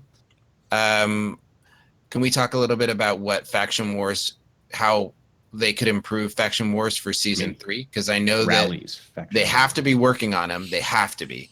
Well, So Put a leaderboard in the game so I could see in real time who's winning. That would be nice. okay, That's a put bare screen in, minimum. like a billboard in the tower. You could like see it while you're there. Live update. Updates every live 5 update minutes. of who's winning, who's losing. Okay, but what I else? That'd be great. What that- else? Make it faction wars, I PvP, don't- 3v3v3. Hey, you guys So, remember yeah. like 2 weeks ago when I was actually kind of happy about the TWAB because they actually discussed this in the TWAB and you guys all Yeah, we shot me talked down about it. saying it wasn't really that good and that interesting. Just wanted to Oh. point that one out real quick. Sorry. Wait, what was that? I'm out of context. Just lost it, man. I Yeah. know. Sorry.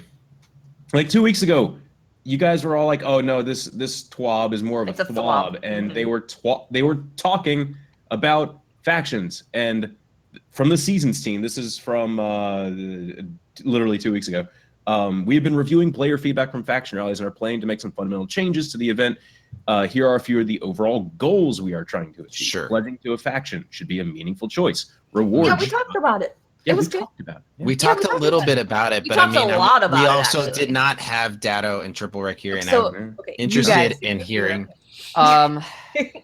Yeah, I just more thing, maybe like more like Watts just said, like 2v2v2, or even if it's just like 4v4, we're gonna pull 4 people from New Monarchy and then 4 people from a different faction. I realize that matchmaking times might be longer for that, but if there was like, hey, you're gonna win the equivalent of a package for your team if you win the game or something like that, something to make it feel like I care, because I don't care. The only thing I care about is getting a bunch of shaders stockpiled for the next time that it rolls around, because that's it. Like you're really not going to entice me with the weapons, because You there's don't already a enjoy bajillion collecting weapons out tokens? there. What? You don't enjoy collecting tokens? To get shaders, I guess. That's the only thing I care One-time about. Like use shaders? I can stockpile them. That's fine. I'm okay with collecting tokens as long as it's like from maybe a different activity that we don't normally already do, because I'm just playing what I've already played, which is something they addressed. The event should- Yeah, no, I'm hopeful. The only thing that I would like to see, is some kind of PvP mode where you're playing like for your faction. Yeah. I think 2v2v2 would work better, Yeah. given that like Yeah. 3v3v3 and how Rumble has turned out. I think that might be a little Could messy. be awful. But basically, like 3-team doubles could be a lot of fun, and I would play that a lot. That could be Only pledging to one faction per account. Yes. great. Yeah. I don't have to care about That's faction good. rally if I can be with all 3 factions at the same time. It's true. Literally has no impact. Yeah. None. I win Yeah. every time. Zero. Yep. Always a Yeah. winner. It's even the same glimmer on all 3 of your characters that you buy for $1,000 on that weapon, if you even care about the Yep. weapon that they give you. That's And right. you don't even care about using that much glimmer anymore because you have so much. Yeah. So I can't get rid of my glimmer fast enough. I cannot buy more mods. It's just I It's a- realize some people might not like that. Though. The mods did get a little more powerful in the update. Yeah. They did, but I'm so tired of just going to the gunsmith and doing the little mods inventory vault dance Oh, it's awful. every It's awful. every other time I play the game for 20 minutes. I just It's stopped frustrating. doing it. I just Yeah, Bungie, I in the just kinda future, if sit you're gonna give us capped at 50 mods, can you 1,000 give us glimmer. 50 places to put the mods? Like, Yeah. Give us like a separate inventory place in the vault for him or something. yeah, it's Yeah. just It is unnecessarily tedious. crazy. Yeah. Doesn't make any sense. I don't know what mods all exist is my problem with the mod system as it even is right now. So I want to go collect some mods, but I have no idea what I have. I have no idea. They're not what, unique enough. They're not. yeah, they're they not- all they do don't- various, basically the same thing. They only like four overall unique mods, and Yeah. okay. And we talked about mods 2.0 being, Mhm. you know, something that is destination based or unique to the activities that you're doing and make it meaningful. I'd like to hear Um, them start talking about that, Pope. Yeah, There's- me too. Yeah, like Give- they're doing start with giving the us exotic specific. weapon tuning. Mm-hmm. And Mhm. just give us like hey guys, this is one of the mods that we've been working on. That'd be I awesome. think the reason they aren't talking about it is because they pushed it to September, right? And people want to hear about the stuff that's coming out sooner rather than later. I mean, I would like to hear about mods 2.0, but I was very surprised when they initially said, like, yeah, we're going to have mods 2.0 for February. Like, no, you're not. We're going to have it for March. No, you're not. Nah. And then we're going to have it for September. There you go. That's Bungie time what- turning into Valve that's time. what's going to happen. Because Yeah. to They are, like, rebalance right an now. entire mod economy like that in such a short amount of time was just going to be either going to be trash or it just wasn't going to happen. And I'm kind of glad that it didn't happen because that's a massive It's a undertaking. make or break for and me. they It definitely is need make more or break time. too. They Probably. have to hit it out of the park It's a with the big mod deal. stuff because as it is right now, All future uh, content yeah, counts on it. as nice as the sandbox is for balance, that is also its downfall. And that's why when I talked about the sniper rifle, it's like, oh, great, it's a sniper rifle. That's really great in this sandbox right now. But this sandbox is kind of boring. The perks basically just end up relegating to what can you do a little bit more damage for you in certain circumstances. And that needs to change. We need interesting perks we need PvE perks that make the gameplay flip itself upside down for you to be like, whoa, I didn't think that was possible. Now I'm searching for different weapons and trying to do these combinations. And I really hope that in September, because I definitely don't think it's going to happen in May, I hope that in September they actually can do that for us. And Mods 2.0 is part of the equation, but also a whole new set of perks come out that make the sandbox broken in fun ways. Has Bungie Yeah. said that mod 2.0 isn't coming out till September specifically? Yeah, they pushed it out of May. They said we're bumping it. I know they pushed it out of Yeah. May, but did they say September? No. We're just I still have hopes that we're going to get updates. I thought they throughout said the it on the summer. roadmap. No. I thought they said it on the roadmap. The roadmap said that it's getting pushed off the roadmap, essentially. No, they'll talk about it in the future, but they didn't give a specific date about it. I am hoping to see another roadmap that has dates during the summer. Like I would hate to say to find out that when the are next when are time we see getting an the update- May when are we getting the May content? May? May. When date? Give me a date. When is the May update? Okay, so maybe this is No way. First maybe this I would is just assume- my and problem. May but 31st. I'm trying to book, people to be on the show and not knowing when things are happening. Listen, so I'm sure their May everybody has update their doesn't own revolve problem, around but our this is show. my Okay? problem. Yeah. What's that? Nothing. It's okay. We already said it. No, I want to know. Anyway, so issues with the tower black screen. They've actually found out the exact problem with it, and in update 1.2.0, that'll finally get fixed. When's that drop? I think that's the May. next update. May? When is May? Oh, okay.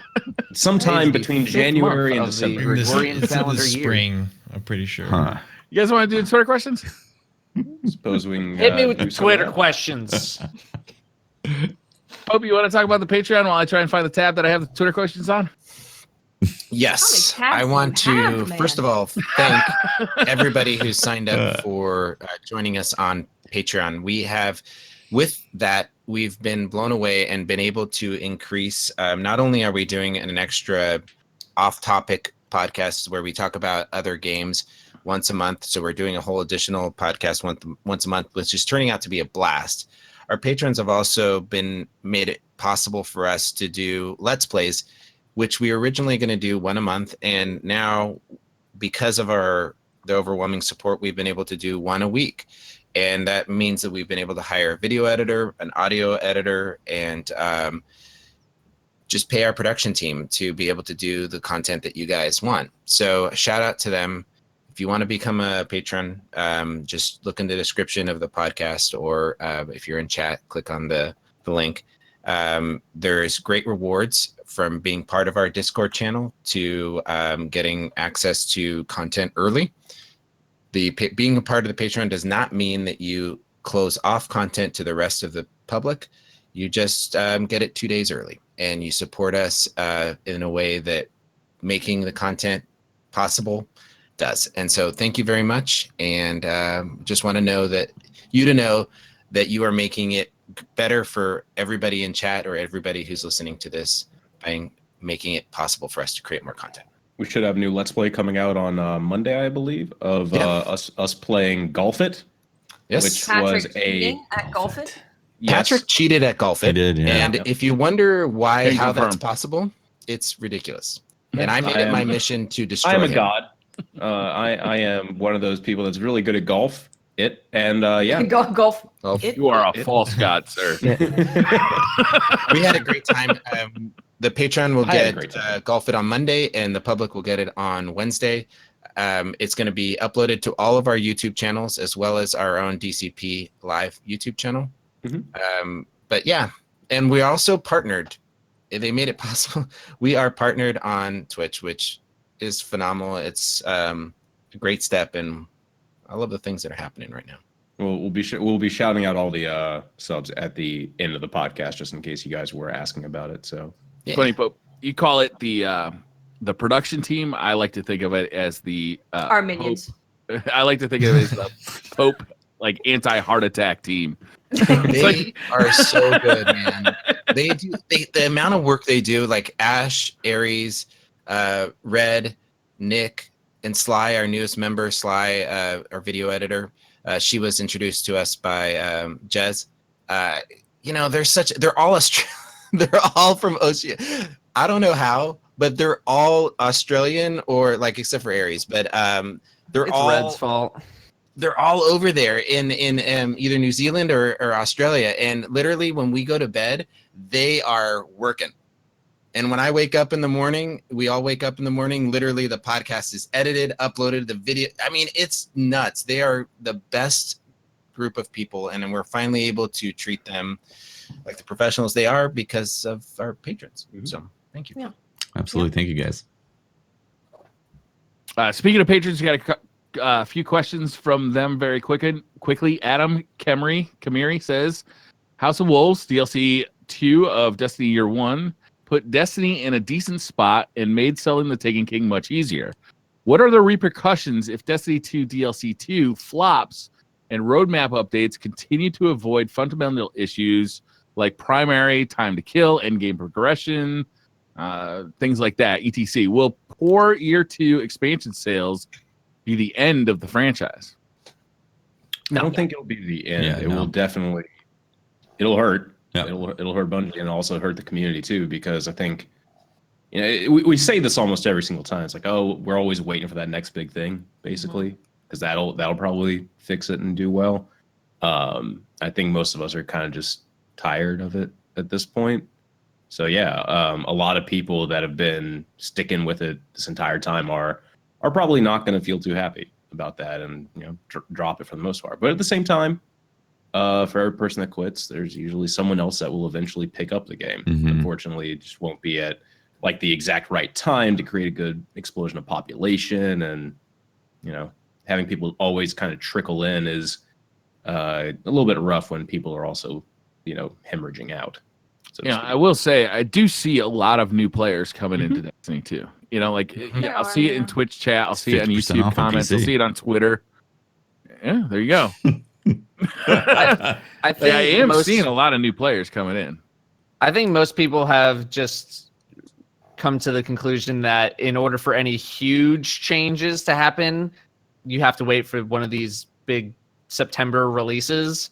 And so I think even if DLC 2 doesn't hit any sort of expectations of the community, or even if it's just like dead in the middle, lukewarm reception or whatever, people are still just going to be waiting for that big September DLC, Mhm. whatever it ends up being, because that's their opportunity to make more of the huge sweeping changes that get people excited. These little tiny incremental changes don't get the outside community excited, but when a huge big thing comes in, that's where the excitement can come in and you pull people back. And you know what? But the thing is, even on top of that, if you looking at the Twitch directory on that update, it was pulling about 17 to 20,000 people watching Destiny 2, and Good old that's days. and that's without Goth or Broman on as well.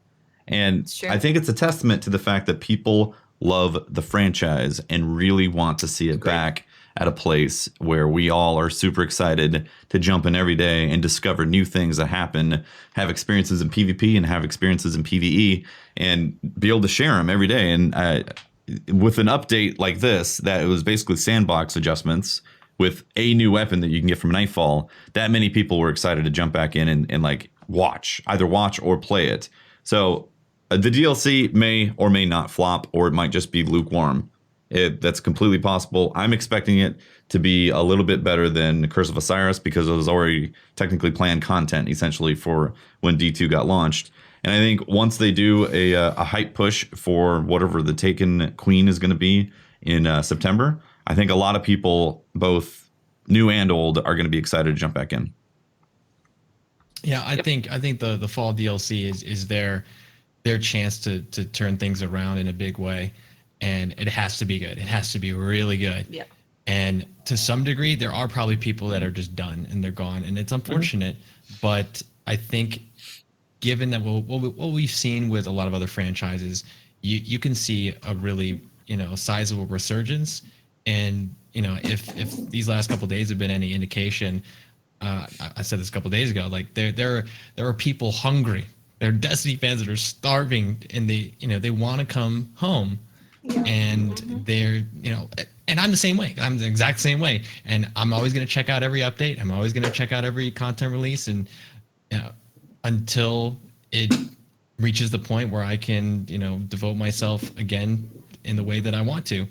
But yeah, I think to some degree though, Bungie's had a little bit of leeway given the landscape where there's nothing really able to compete with Destiny. But I think that is also going to change because, yeah, and now even still, like, I mean, there's nothing that really hits all the check marks that Destiny 2 does. And I've had a lot of people tell me that, and I agree. But Anthem is on the horizon. We have Division 2. And I'm sure there'll probably be some other shared, world shooters being announced at E3. So, the other companies are starting to catch up, and hopefully that competition, motivates some positive change further. But yeah, I do think the fall is going to be make or break, and I hope it's great because everyone wants to come back and grind for the grasp and raid and play PvP for 10 hours. So, fingers crossed. Mm-hmm. It'll be make or break until Destiny 3, and then Destiny 3 will be make or break, and then yeah, no, it's a good point because it's always it's the next DLC is it's it. But yeah, to some degree, all of us are probably gonna play no matter what. Oh yeah, obviously, depending on how all of us we here may not are play. Going to play. Yeah, we're not gonna play maybe as much, or if that's gonna vary. But yeah, I think. I think we're diehard fans, and I think a lot of people are the same way. Yep. And it's literally the main reason I want it to be better is obviously it's fun to play, but I literally want my friends back. Like that's it, right? Pope is we're in a broken community. Like, right. This very much feels like a broken community. Where how often do you guys see stories of I used to have a group of friends that we played every night or twice a week did the raid.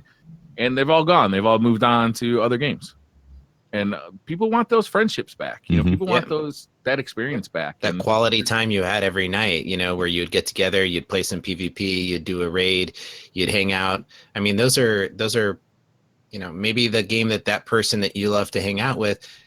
That's a game that you're not interested in. They moved over to Overwatch, and that's not really your thing. Or it fractured clans and groups together that were so strong, in D1, and it's just we're not that far away from all of them, having a reason to come back together. We're not.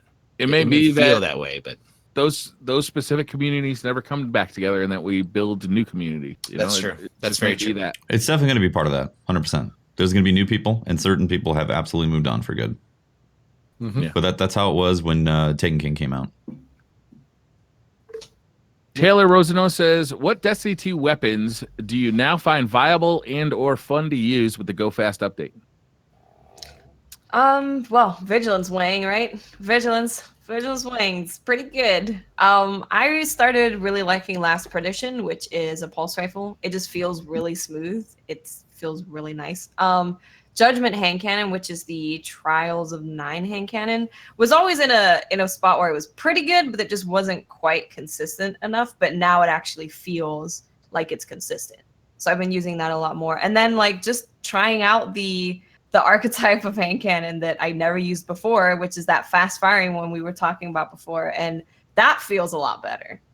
So I know pulse rifles in general, you can kind of just pick up any of them, like Dado has said, and just be like, feels good. It's Relentless, inaugural address, all these just random trash pulse rifles, just pull them out of the vault and put them on. Give them a They're shot. all good. They're all really good. Also, linear fusion rifles. Some shotguns also in higher end PvE stuff. You probably will die a lot. If I you're got doing the raid Nightfall. layer shoddy, and I don't know. Zenith of your kind. It felt really fun to you. I was like, all right, yeah, I like this. It is a good shotgun. If you're trying to do prestige Nightfall, like pretty high score multipliers, you're probably going to get crushed a lot if you're not careful, but it's actually viable in some of those higher end pieces of content now. And I like that because shotguns had all the risk and none of the reward, and now at least they have some of the reward for getting up close. So good. Something I don't know if is new. Did Rampage on the old fashioned allow you to 3-shot kill people in the Crucible before? It's kill It's clip. kill clip. Kill clip. Kill And clip, my bad. yeah, you can 3-tap with it. Yeah. It did that before? Yeah. Okay. Yeah. So Man, I want all hand cannons to be. to my knowledge, the only changes to hand cannons with this update was bringing console up to where PC was in terms of aim assist and like recoil, and then they tweaked that really fast firing archetype a little bit. But other than that, like hand cannons are basically the exact same. PvE damage also got. And PvE damage, yeah. Which is good because, I mean, Better Devils, there's a reason everybody used Better Devils, and it's because it was the most forgiving hand cannon because of explosive rounds. Now you don't have that as much. You don't have to rely on that as much, and all their hand cannons got brought up to match Better Devils. And so, I mean, Midnight Coup was already pretty good, and now it's even better. So Glorious. I love the Midnight Glorious Coup. Midnight Coup. It's so good. Yep. What's the other 150 round per minute? Dire Promise. Yeah, that one's fantastic too. I love that one too. Yeah.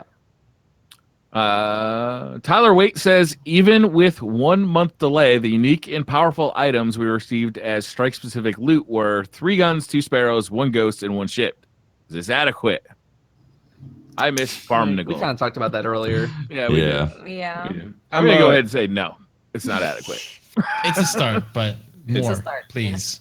More. It's a start. The Yes, me too. the sad It's thing a is start. I'm not sure if you can keep saying more and keep giving, people like us more, and I don't think there will ever be a Oh, we'll always ask for more. yeah, exactly. Never enough. Never enough. Everyone in this call will always This be call. asking for more. It's whether or not Well, yeah. the other 99% of like people who are asking for more. Like if you can make Reddit happy, I'm okay with that. Yeah. Like if Reddit's happy, then I'm happy. Because then they're not saying mean Oh, things. look at this about Dado content creators. just playing up the Reddit audience, just giving them Dear emails. Reddit. Here we Pandering go. here. It's Please like, gonna be comment, and pandering subscribe. to the Reddit. My Thank you God. very Just much. Farming karma. YouTube.com/Destiny. Fresh King 25 says, Trouble Wreck, I remember your famous quote, primaries. Do you remember that? What? It was just I think like all it says just, it was just Quote, okay. primaries, question mark, unquote. Yeah. Primary? That was just that was mostly just like back when like they had nerfed primaries, and it was just like a shoddy meta basically. Just people just rush you with shoddy. And I made an emote. It was just a primary and a question mark, and we would just always say that, someone rushes you with a shoddy, you back up, and you hit them. It's like, you need So the your question primary? is, now that we have mostly primaries, you're asking for more power in the Crucible and faster time to kill. How come? Did you change your mind? What would be your perfect Destiny 2 PvP? Well, I mean, that's a very. How much time do we have left? Do we have time? I'll try to answer that because I do hear that brought up a lot, but I think this is a matter of like misinterpretation of feedback. So a lot of people, including myself, were like, hey, primaries are not strong enough. Can you make them stronger? We didn't ask for them to completely change the weapon system, and that's eventually what happened. Uh, the issue was, back in year one, primaries were really strong. We had exotic hand cannons, we had Suros Regime, and when Taken King came out, we had pulse rifles like Messengers and Hopscotch Pilgrim. Right, these guns were nasty, and everyone loved using them. Now, here's the thing: is when they started knocking those weapons down, then naturally people resorted to abilities like sticky grenades and body shot sniping, and then switching to a primary, or just running around with a shotty the whole game. And what happened was just like they didn't recognize that there was a fragile balance between primary and special. Primaries need to kill fast when they're competing with potentially one-hit kill weapons, right? And so once the primaries come down, then your natural option is just to rely on those weapons that are killing much faster. So I have to say that it's a bit frustrating, because for 3 years we've seen them basically systematically nerf every facet of the game, and that suggests to me that either they messed up originally, or they've been continuing to mess up what they had. And I think the evidence suggests that it's the latter. So what I would love to see is, I would love to see the old weapon system come back, or something equivalent to it. I don't think shotguns and snipers belong in a slot with grenade launchers and rockets and things of that nature, because people like using those weapons. I think it creates deeper and more diverse gameplay. You can run around with just a shotgun if you want, but if primaries are strong enough, you will be punished and they will be kept in check. And I think that's what Destiny 1 accomplished in its prime. And I do hope to see that back. But yeah, I think the two primary system was an attempted fix for a problem that we all brought up about primaries, but I think it's had an unfortunate effect on both PvE and PvP, where it's just not fun. It's just not as fun, running around in a strike with two primaries, when I could have had, a powerful primary and a shotgun or a sniper and like a sword or something, or a rocket or a heavy machine gun. Bring heavy machine guns back, Thunderlord. But yeah, I think that just about covers the gist of it for me. Tyler Andrew Zelnis says this question's for Dado concerning Legend of Acris. What can be done to make this weapon balanced in PvP? And he gives a suggestion: only 2 shots per brick and 1 for pickup, maybe? Yeah, I would say the amount of ammo is probably the way that you're going to nerf it without nerfing the power fantasy of it, because it feels really good to kill a Striker Titan in their super about to slam you, and you just blow them up, and it's such a good feeling. But it's terrible as the person in their super that you only get 1 or 2 times per game. So I think you would just have to lower the amount of ammo that you get, because the weapon is just so forgiving and so strong that if you take any of its actual range or power away from the gun, then you just kind of neuter what the gun experience is about. What's the point of having an exotic shotgun if it's not better than a regular shotgun? That's right. Right. Mhm. Exactly. I think that's very interesting about the Acris, because I love the Acris in the sense that it fulfills the exotic shotgun like role. I think that's great. In the current system, I think it does need an ammo nerf, because there's no reason to use anything else.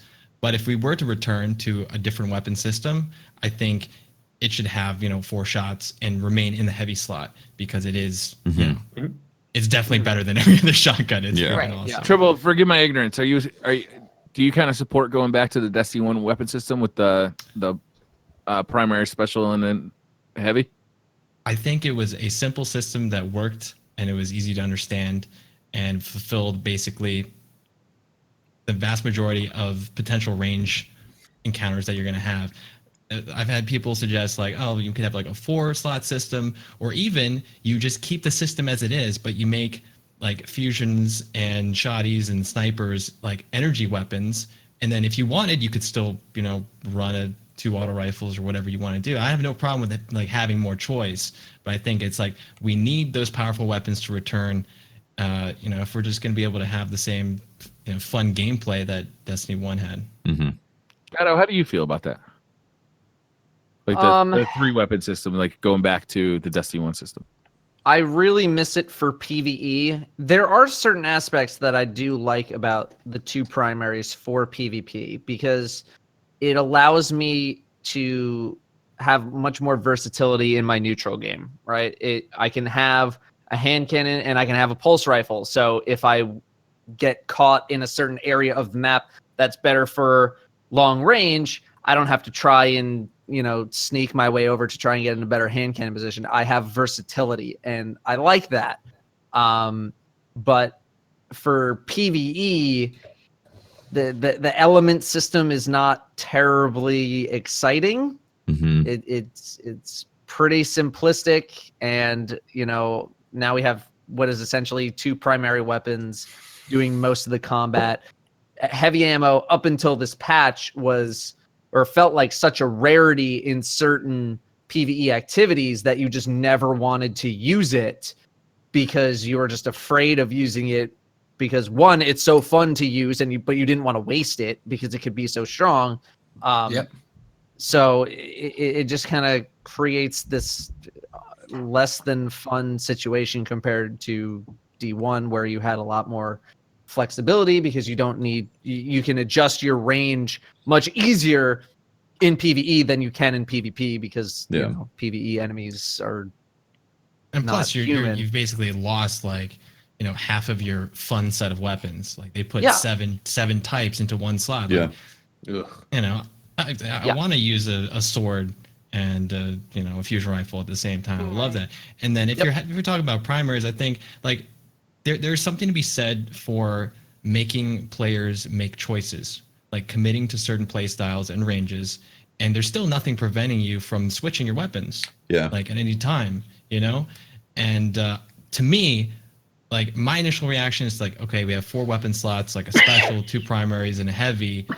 Like I feel like one of the primary slots is just going to be redundant. I'm never going to use it because between my special and one of my main primaries, I am just using those most of the time, and then when heavy comes up, I use that.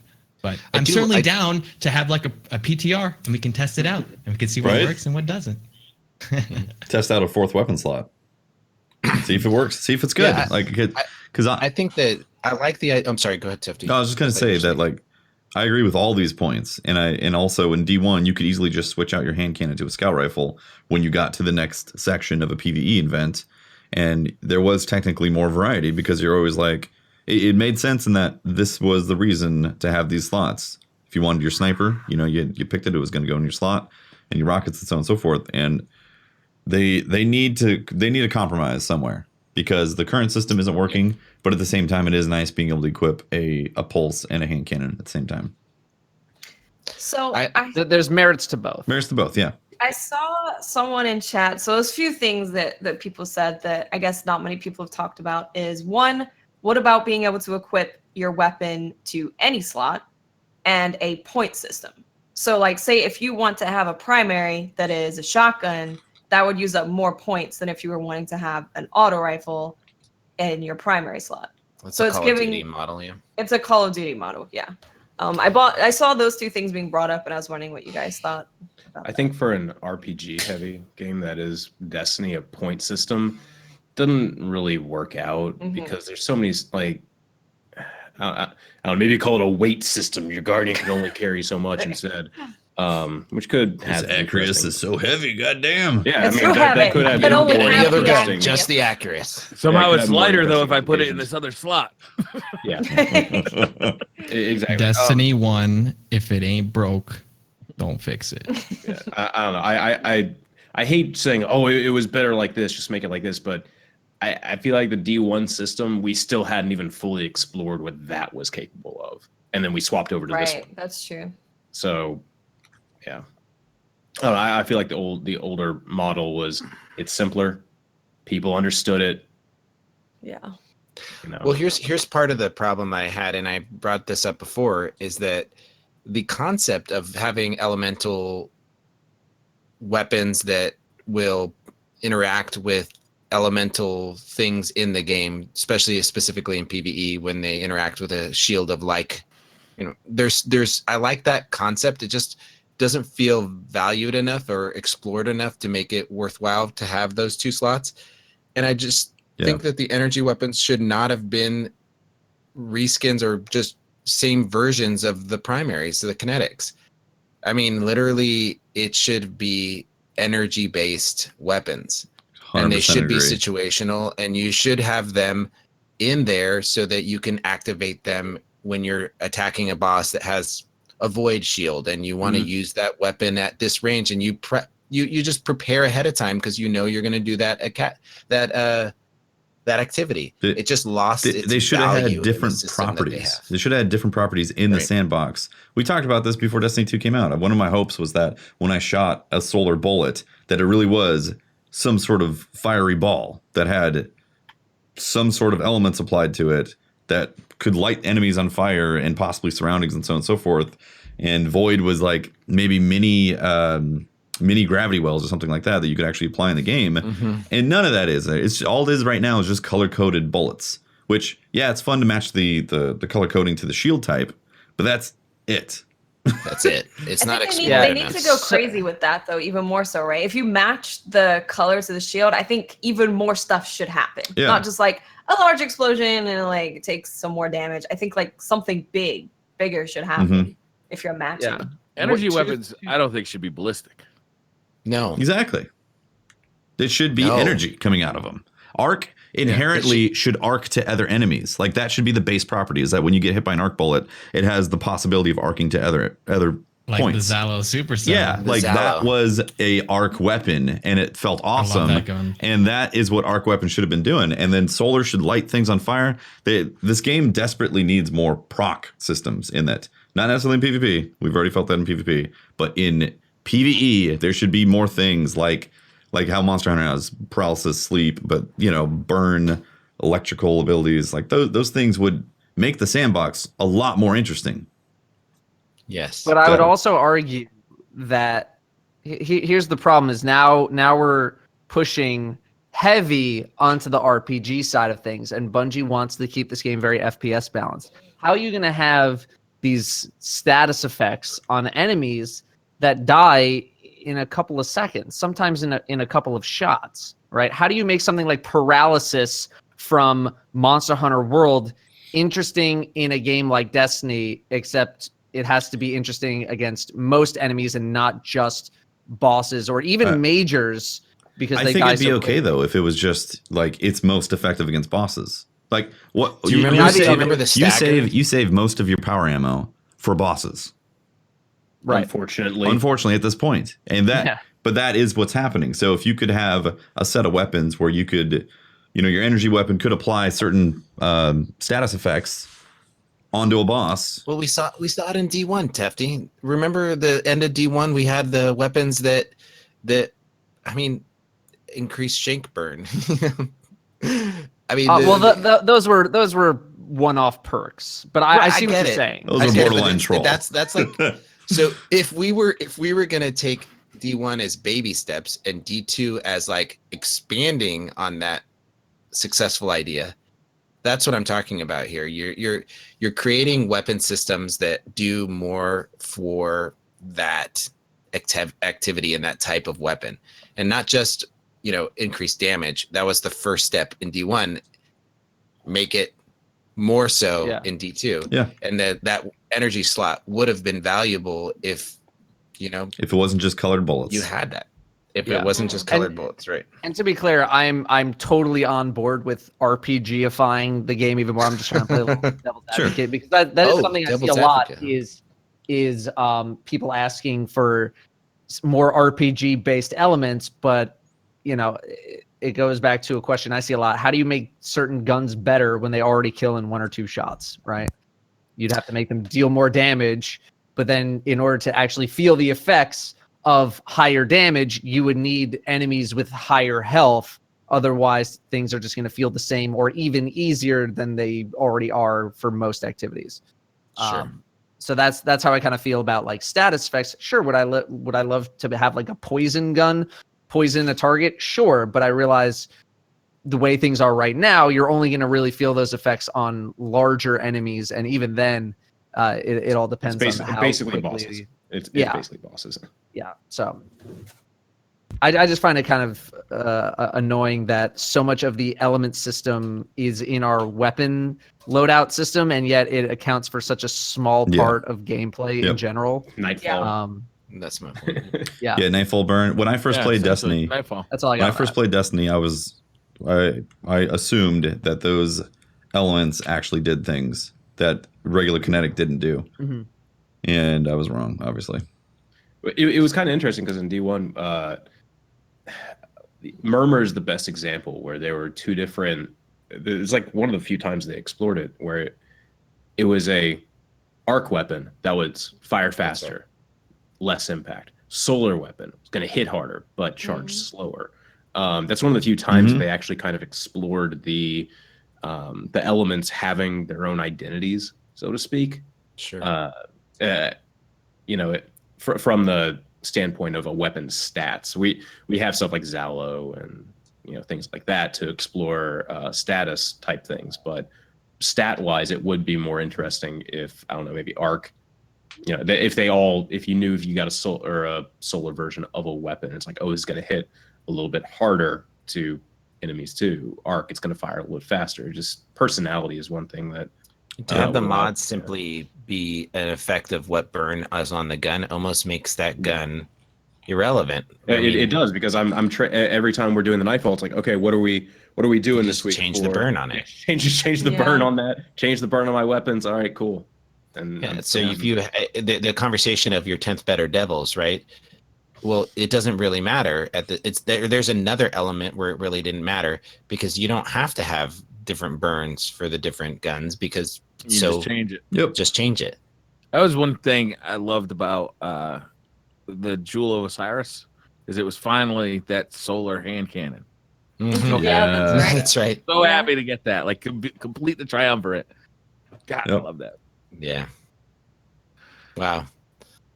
Dave Security says, shouldn't a Go Faster update have actually increased sprint speed?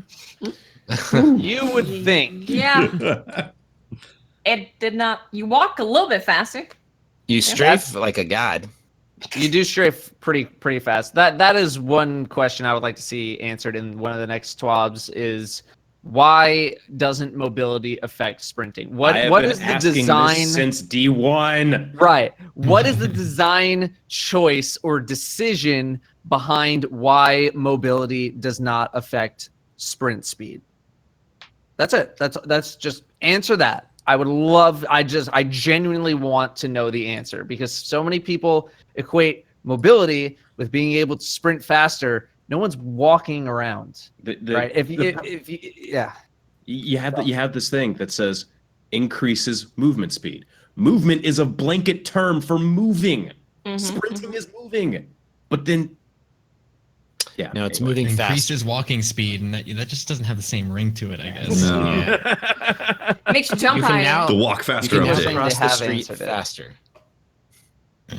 Crabman says, would you guys be interested in seeing large maps and vehicles make a comeback in PvP? Love the podcast. Been listening since the beginning at Planet Destiny. Thank you. 6v6 is going to be a shit show. Get ready. So They need these some large maps, maps. these maps are going to be. I don't know if they're going to like omit certain maps, because certainly some maps They are have to. smaller and bigger in this game. But I'm glad we're getting 6v6. I thought that. I mean, I like 4v4. I didn't want the whole game to be 4v4. That's why I'm happy that the Rumble came back. I'm happy that 6v6 is on the way. And I think they need to bring back maybe some more D1 maps if they can, like Rusted Lands or whatever. And I think those will kind of help. But I don't know. I think, can they go and do like gigantic maps with vehicles and stuff? I would love to see that.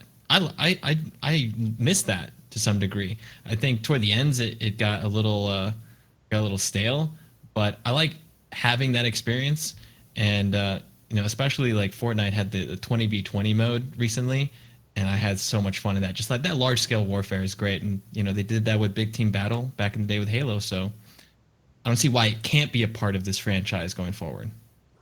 If they can make it work, great. If they can't make it work or don't want to make it work, I personally will not be too torn up Right. about it. If it's going to hurt the overall quality of the rest of it, absolutely don't do it. I feel like the vehicles kind of took a back seat in Destiny 2, even more so than Destiny 1. Oh, yeah, I did. Like Oh, the yeah. vehicles weren't a lot of They fun removed to me in Destiny No, 1. they weren't. Like coming from Halo, right, where the Warthog is one of my favorite things to drive in video games ever. Mhm. And playing with it in PvP was just as fun as in PvE. Like there was no equivalent to that in Destiny 1, and to see him take a step away from vehicles in PvP in Destiny 2 wasn't very surprising to me. Next. Austin Sayer says, what is your guys' personal opinion on the direction the Destiny 2 sandbox is going, seeing that the meta is now isn't one-sided as before? I mean, I think overall like movement speed got pushed in a much better direction. I think I think they're still trying to figure out what they want the game to be in PvP in terms of like time to kill and damage. Mm-hmm. Like just I do like that there's more options available to me Mhm. as far as what weapons to use than, if I wanted to win, it was Uriel's and Antiope. Well, I think now Yep. it's Vigilance Wing and Yeah. Well, it is Vigilance Wing and a bunch of other stuff, but it's in addition to that. Like they didn't swap places, right. or at least you I can don't think still they did. use- They like Uriel's they is just still good. yeah.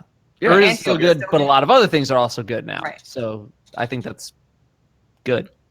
Fine. Yeah. Yes. Like I said, I think the movement speed changes, movement jumps, speed changes.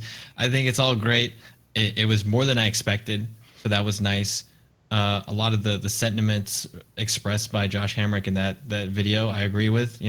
Embracing things that the players discover, not being afraid to experiment and try things that are crazy. So I hope they expand on that.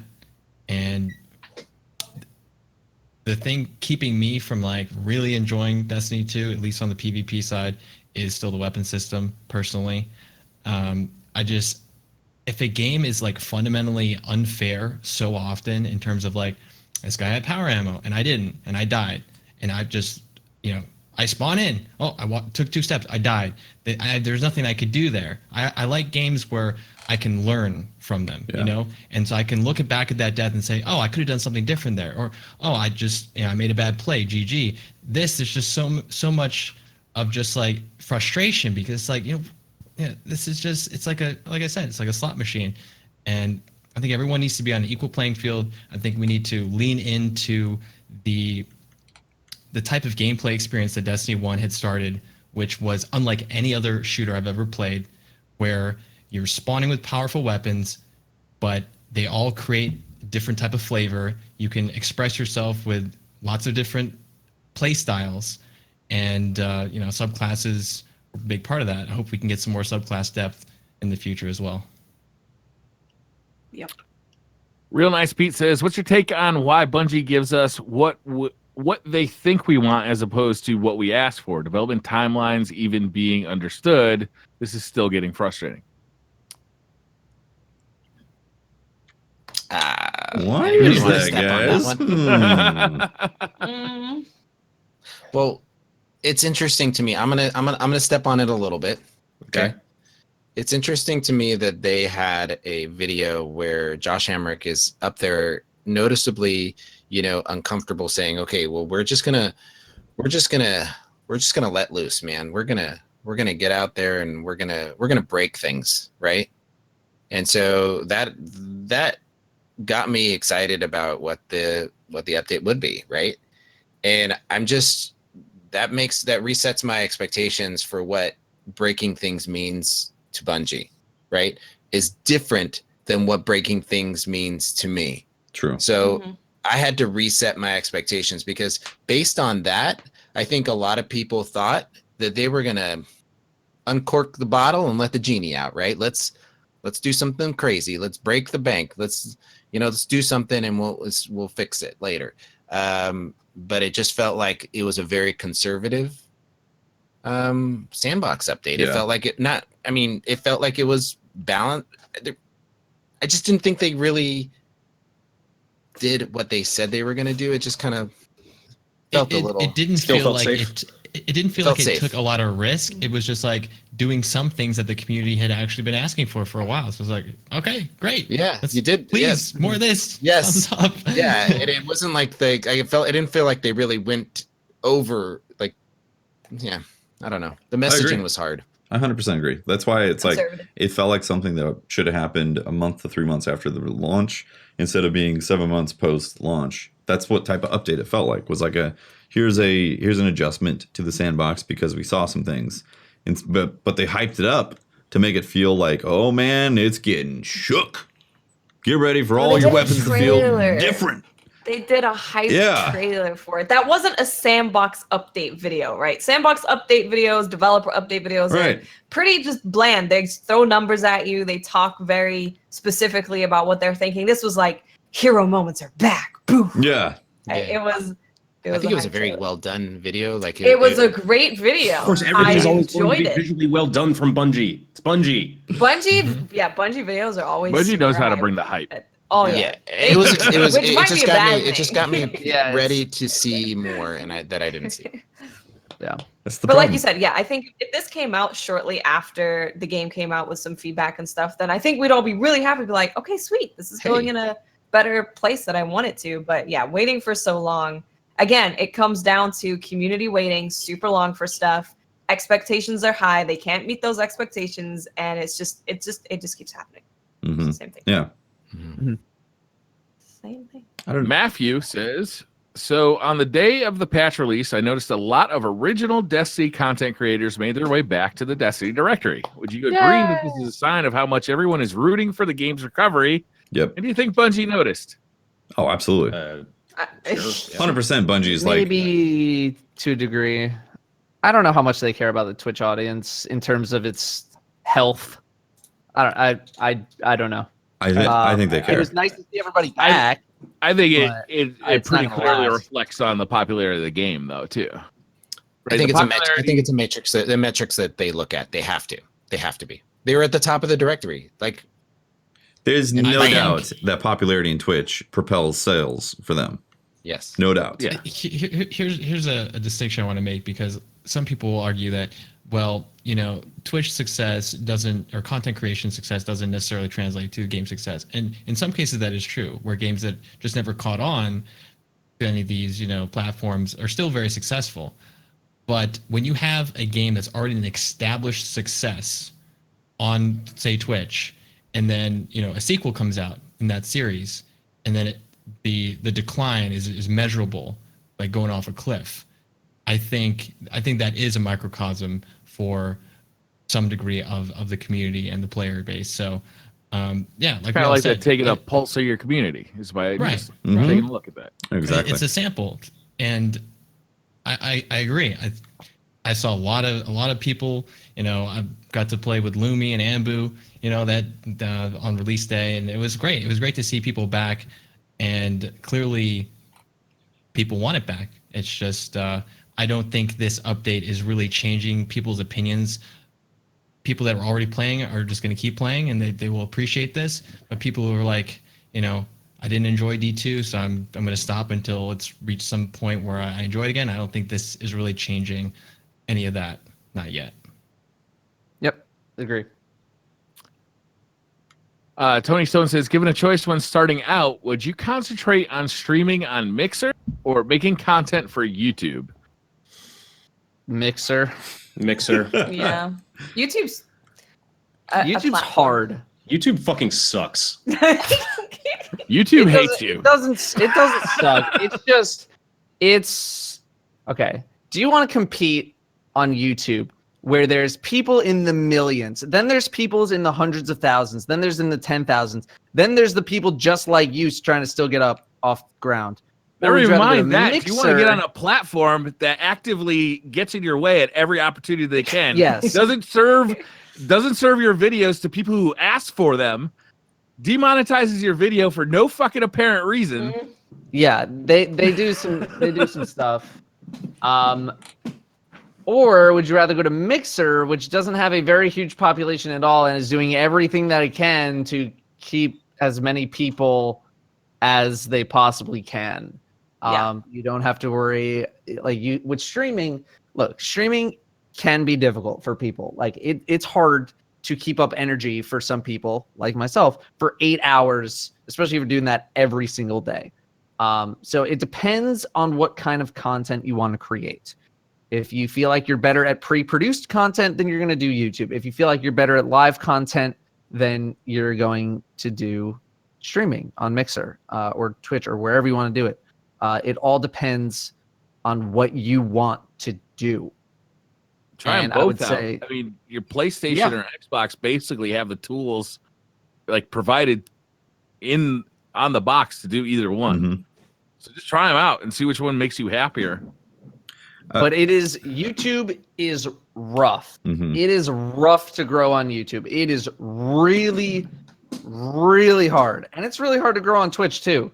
And I'm sure it's going to be tough to grow on Mixer to a degree as well.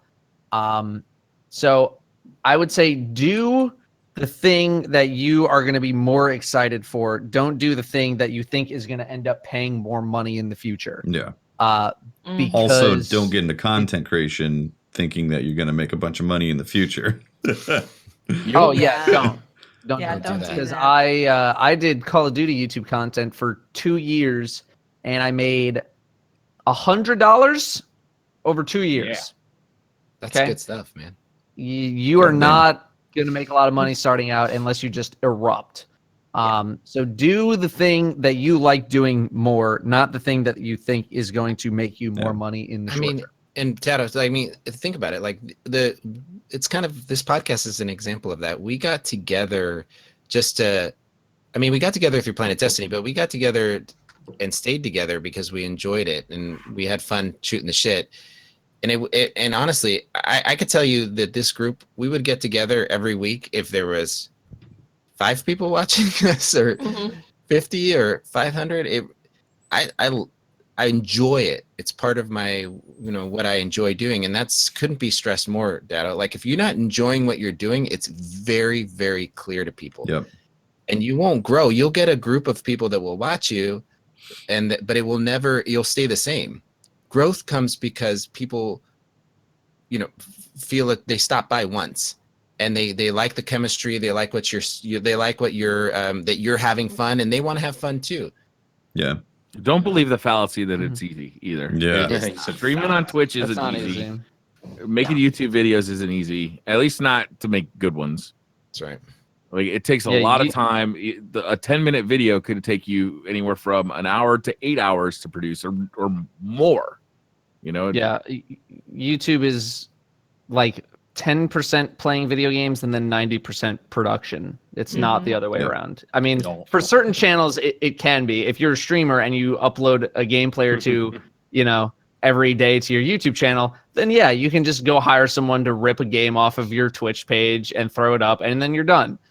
But unless you're one of the like 12 people in the world who get to do that and then have a living, you got to figure something else out. Yeah, no. In most cases, if you're going to do YouTube, it's going to require a lot of creative effort on your part, and that is significantly more challenging than streaming, which is essentially just you're hanging out and playing games. And that's why, if someone's to ask me, should I stream or do YouTube, I'll say I think you should try streaming, and try a platform like Mixer where it's new and they're working really hard to grow a community. You spend a lot if you're doing like gameplay YouTube. You're playing games. You're trying to get footage. You're writing scripts. You're trying to come up with ideas. A lot of respect to Dado because this man busts his ass, and I don't think people realize how much work he has to do to something that seems like it's easy until you've actually tried it. So go in with realistic expectations. It's not everyone makes it, and some people that should make it don't, and some people that may not deserve it do make it. That's how life is. That's true. It takes of all careers. Yep. yeah, it's a mixture of skill, hard work, and luck. So have that knowledge going in. Chase your dreams, and don't put all your eggs in one basket. Don't stream Destiny for 3 years only. Kappa. One more thing I'd like to add also is if you do decide to stream on Twitch, the more popular the game is in terms of all the directories, the exponentially less likely you will grow in that directory. So just by sheer numbers. So if you decide that you want to start streaming on Twitch and you start streaming Fortnite and you're wondering why you're not getting that much growth, it's a very simple mathematical, it's right there. The higher it is in the directory, the more people who are juggernauts in terms of the streaming community are going to be in there, and then you're going to get pushed down even farther and farther and farther down there. So be smart about the games that you choose. If you want to Good stream, time to be streaming Destiny 2, to be honest. yeah, it is. It is a good time to stream Destiny 2, honestly, because Yeah. as bigger people decide to move on to other stuff that are in the community, it opens up more doors. And there's a lot of games on Twitch, honestly, that have these communities that exist that are looking for more streamers to watch. And you just have to be okay with the fact that you might not always get to play what you want to play that day if you are going for growth. If you're just streaming for the fun of it, which is what it should be to begin with, then play whatever you want. But as soon as you start saying, why am I not getting any growth? What the hell's going on here? Well, then you need to look at what game you're streaming and consider those metrics. Yeah. Why am I not growing as a gold League of Legends player who just started streaming 2 weeks ago? Yeah. Yeah. Because you're playing League of Legends. Overwatch. Why am I not growing as an Overwatch streamer? Yeah. I mean, and there's another. Are you on a pro team? Then yeah. There's another thing that we talked about as a group here is networking, right? You guys had all come to Planet Destiny with your own groups, right? Your own audience, you're all content creators before you joined Planet Destiny. And then, well, so the point is that when we split off and we did our own thing, we are helping each other as a unit, right? As a close group, right? We help our friends and we do, but it's important to network and it's important to support each other that are like-minded streamers or content creators. I think one of the reasons why we've been able to do the thing we're doing is because we do just that, right? We support each other. Mm-hmm. Absolutely. Absolutely. And I think that's one of the reasons the Destiny content creation community thrived, was because there was a communal sense there, which I had never experienced in any of my previous communities. And I think we tried, and I think we succeeded largely in making Destiny greater than the sum of its parts. So I miss that. I miss being a part of that. So I hope we can all see that return one day. Yeah. Yep. Agreed. Handsome Dragon says, has this week solidified in your mind that Rumble will be a permanent mode? P.S. I'm with Pope on his idea for the competitive / quick play modes discussed last week. I'm having a blasted Rumble minus some wonky spawns, but am disappointed I can't play for 2 weeks after this. Rumble should be permanent. Yes. Yeah. It is a completely different mode designed for solo play, and I know that they might have concerns about player population, but there's a lot of solo players out there, and if you give them a place to go, if you give them a home, they will support it. And at the very least, just try it out, and you can always change things later. There's a single, a double, a single playlist, a double playlist, a 4 playlists, and a 6 playlist should be there. I just want to be able to play Control. Yes, just give us those. Just please. Where is Rift? I want capture the Rift. flag. I would want some love OBJ Rift. type game modes. I want more OBJ modes. Agreed. Come on, I'm not King a of the Hill. slayer. I want a reason to to play with friends and be an objective player. Like they don't. I love Countdown. Miss That's one of the Rift. things from Destiny 2 that I unequivocally say this was a great addition to the series. I like Countdown. Let's get some more OBJ modes. Like Pope says, some type of true capture the flag-esque mode, or maybe like a hard point King of the Hill, or something like we Imagine most are like King of the Hill based. in Rumble. Imagine King of the Hill in Rumble. That would be crazy. Wouldn't that be dope? Imagine Yeah. a hunter tethering a king. I mean, come on, that would be amazing. A six player Rumble King of the Hill, where the hill rotates every 2 minutes.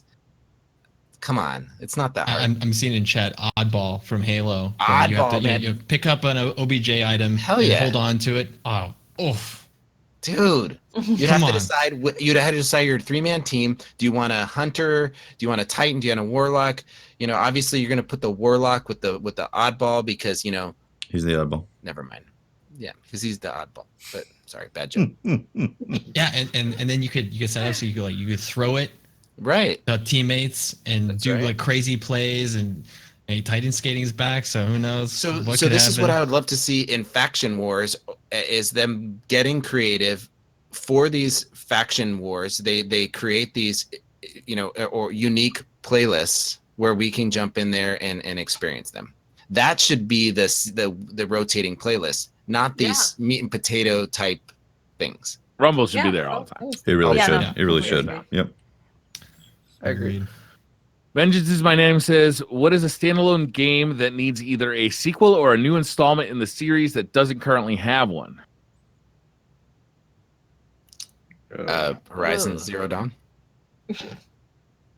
I would disagree. I feel like that was a good standalone story. It doesn't really need a sequel. Whoa! Did you finish it? Yeah.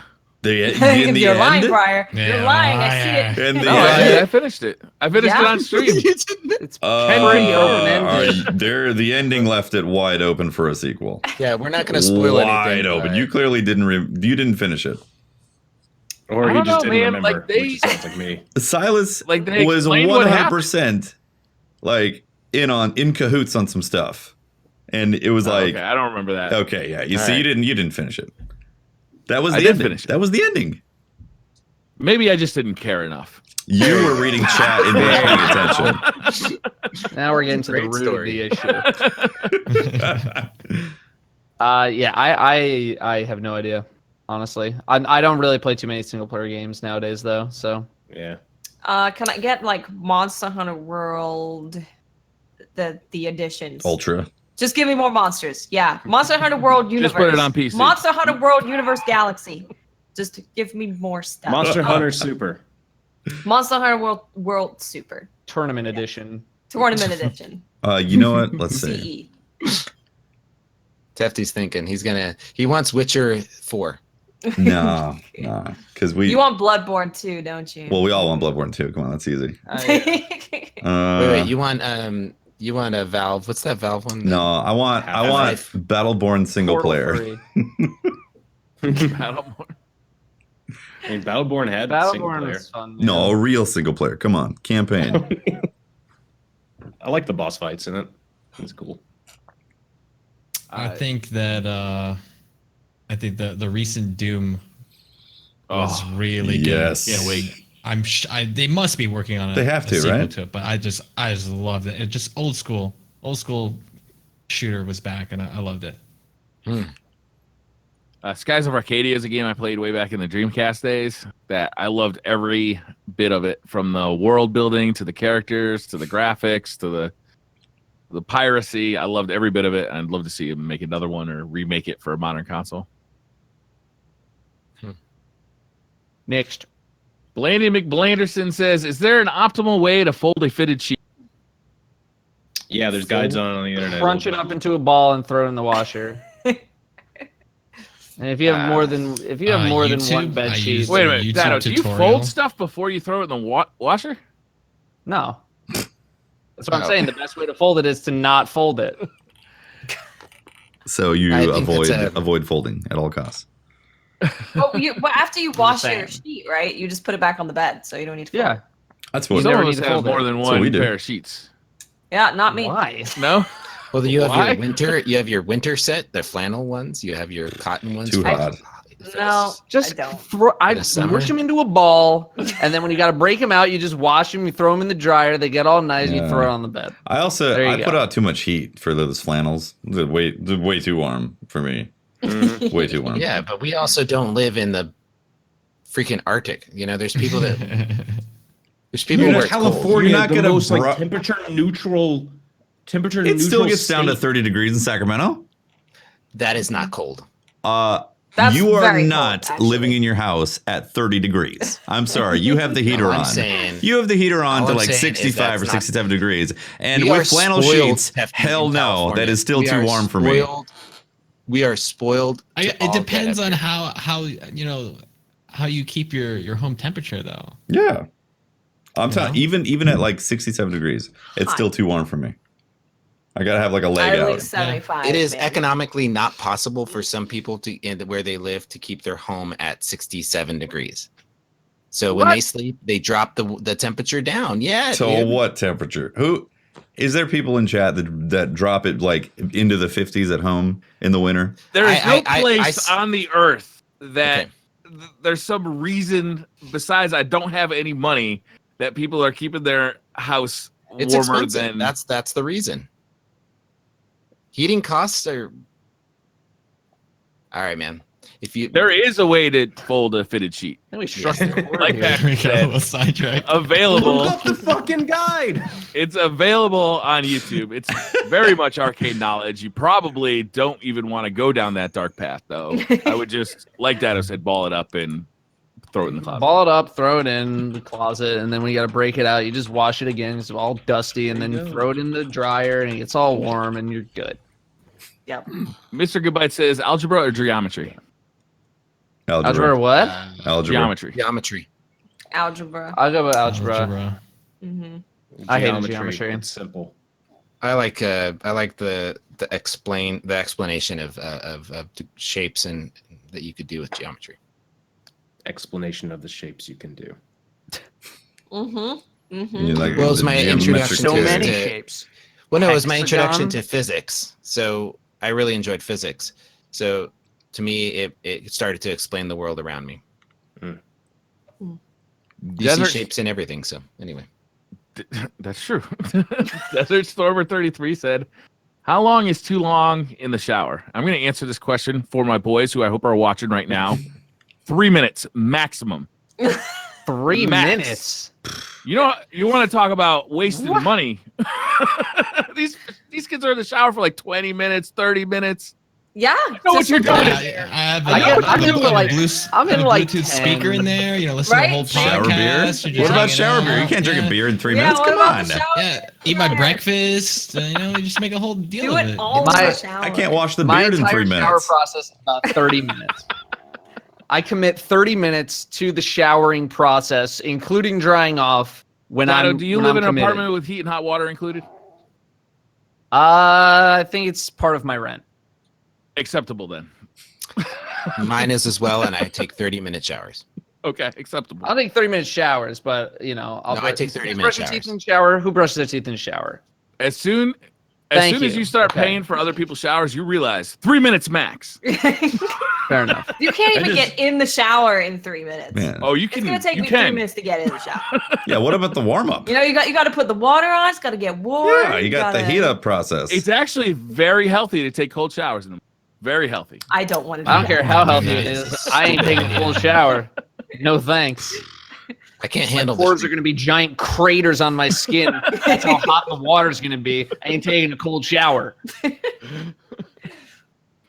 Sir Drumsalot says, a little late, but my 8-year-old son just beat Destiny 2 last weekend and he freaked out with excitement. What was the first game that you played? Oh, it was the first game he played all the way through himself. It got me thinking, do you remember the first game that you beat and got overly excited? His is Metroid. Mm. Ocarina I of Remember think- the Time. first game you beat? Ocarina of First Time? game that I beat the whole way through. Yeah, I think so. I think it was for me it was the first Resident Evil when I was 8. The first Yeah. one was Legend of Zelda, the original.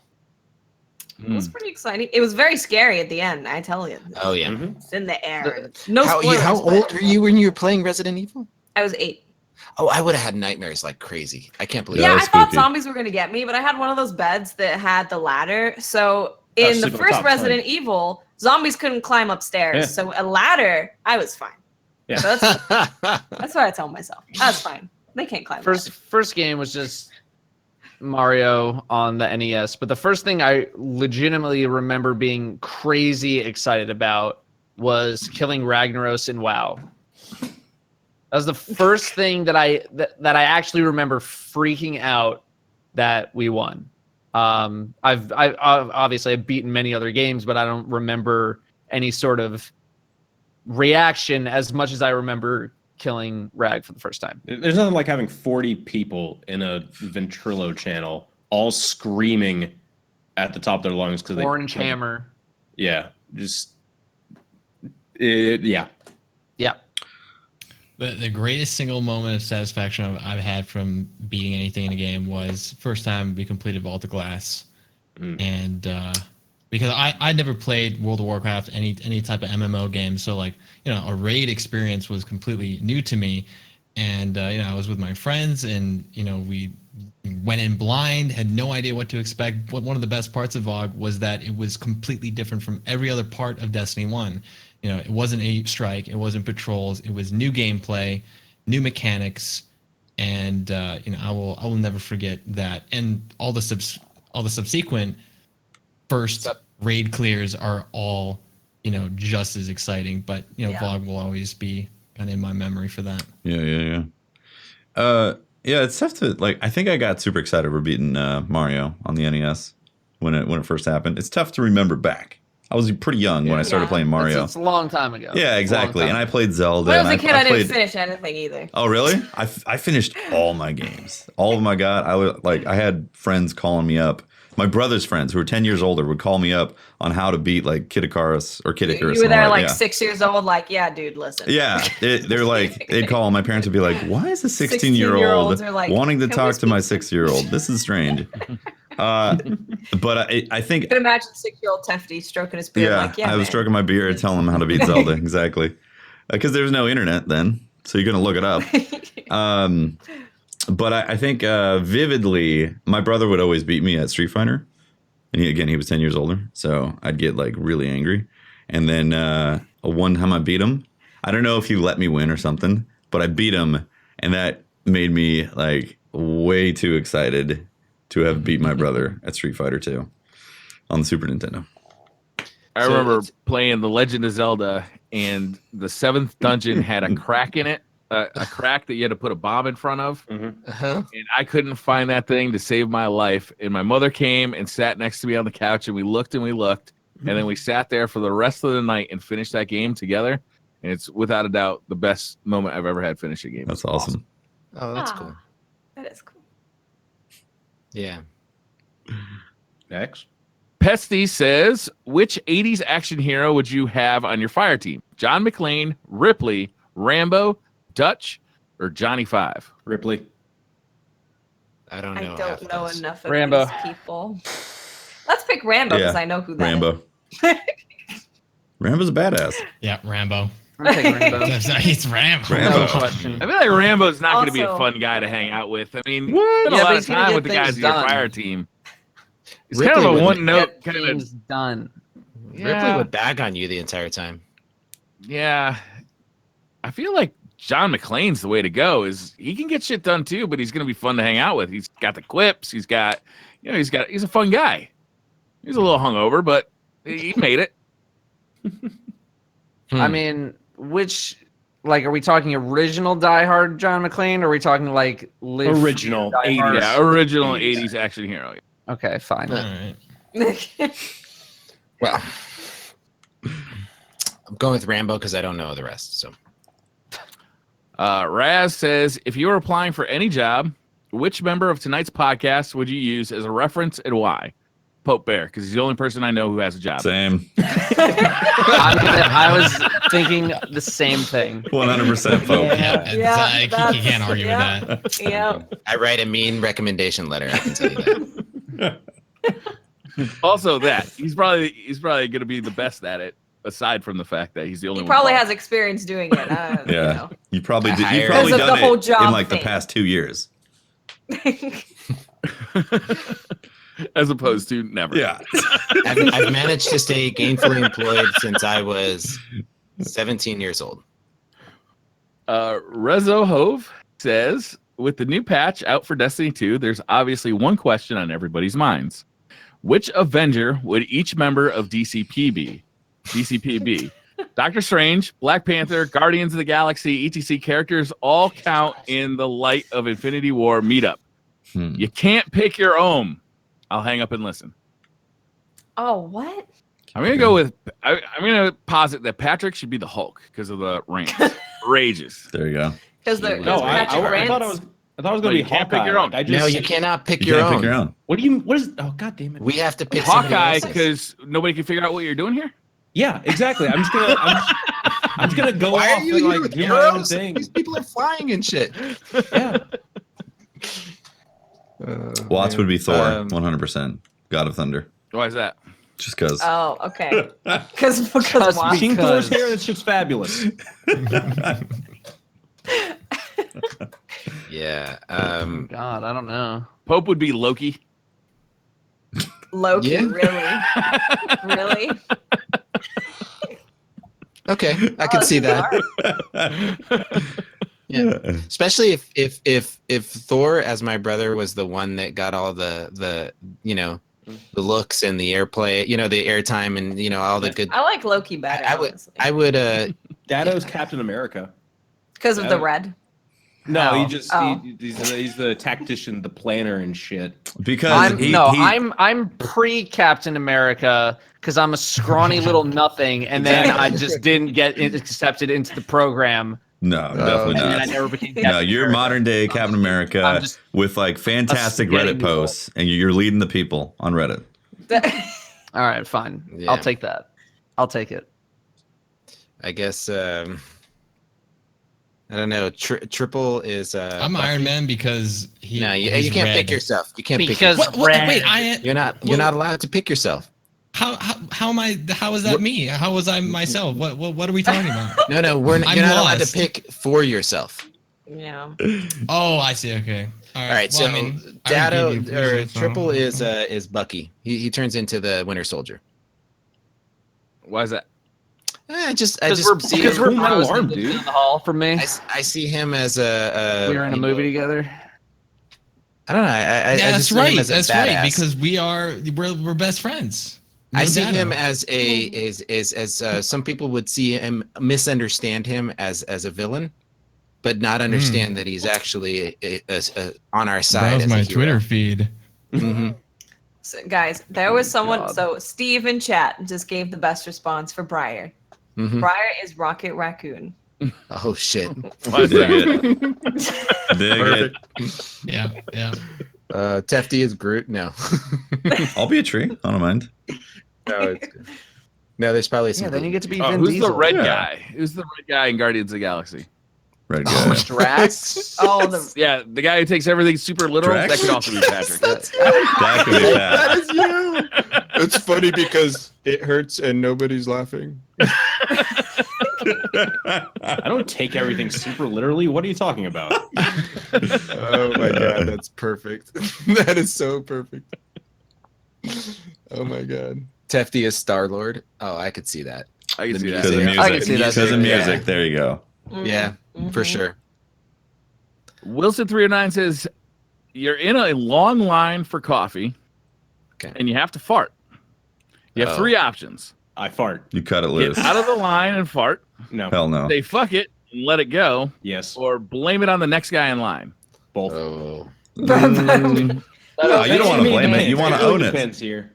You want to have Yeah, direct like, yeah, exactly. eye contact. If it is one, if it is And one push it that out, people are make it like loud. disgusted with, I'll be like, "Hey, sorry, yeah, that was me." But you just gotta let it go. I like Tefty's. You look at the next person in the line, make eye contact just with stare at them. Like, how You make sure that your souls know each How other's there at the socially time. awkward do you need to be to fart in public and then immediately turn around and say, "It was you"? You just have to do that look. Say You do the nothing. look of like, oh, that's. There's no really talking. bad. mean, And then I'm they gonna- assume it's not you because you're just like you look so horrified. Yeah. I'm Yeah. gonna go ahead and assume that this was like a very audible fart, like it was a very Sure. loud fart, and Yeah. everybody knows it was. So I figure that just like looking at somebody else and saying it was him is just funny. Like 'cause everybody does know it was me, and I'm acknowledging it was me, Oh, then everyone will laugh and right? Everybody will forget about the fart. Now it's Yeah. all about the joke. I don't think True. they forget about the part when they're gasping for breath. You might be right. And Briar, I've shared a hotel room with you. I don't think anybody. I could not. I still remember your farts. As you should. Wow. Colorful. For some reason, I lost the name of the person who sent this one in. Apparently, I didn't copy it in. This is the last question of the night. Question for Holtzman. Your movement speed has increased. Most guns have been buffed, and supers have had some big improvements. Mhm. My question is, why are you still playing RUG Delver at the upcoming GP and not Grixis Delver? Keep up the hard work. I'm playing Rug Delver because I don't want to play Deathrite Shaman. I think the card's bullshit. I don't want to play Guru Mag Angler. I think it's stupid and It's promotes. been a good degenerate- podcast, guys. It's been a real good podcast. Yeah, this has been awesome. I really appreciate you guys coming on, For Data the Triple. TCG. Thank you. Solid podcast. Yeah, solid. 3 hours too. Yeah. Wow. Long Yeah. podcast. Yeah. Wow. I Surprised saw we that was didn't coming, have- I'm not going to lie. Surprised we didn't have anyone asking about the job position at Bungie. We did. Oh, I wow. think I must have skipped it over. I had to skip over some questions. I was waiting for it For this whole time, time. So, think- Dano, I heard you're employed at Bungie now.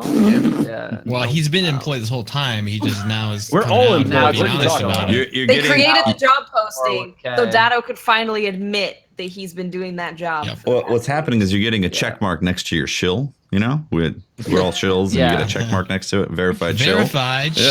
Show. Yeah. Verified on the Bungie forums Yeah. that I never visit. Yeah, no, I know you applied. Yeah. No, I mean, I applied to just humor myself and everybody else who told me to apply. What was the job posting for? It's for the contract gameplay specialist.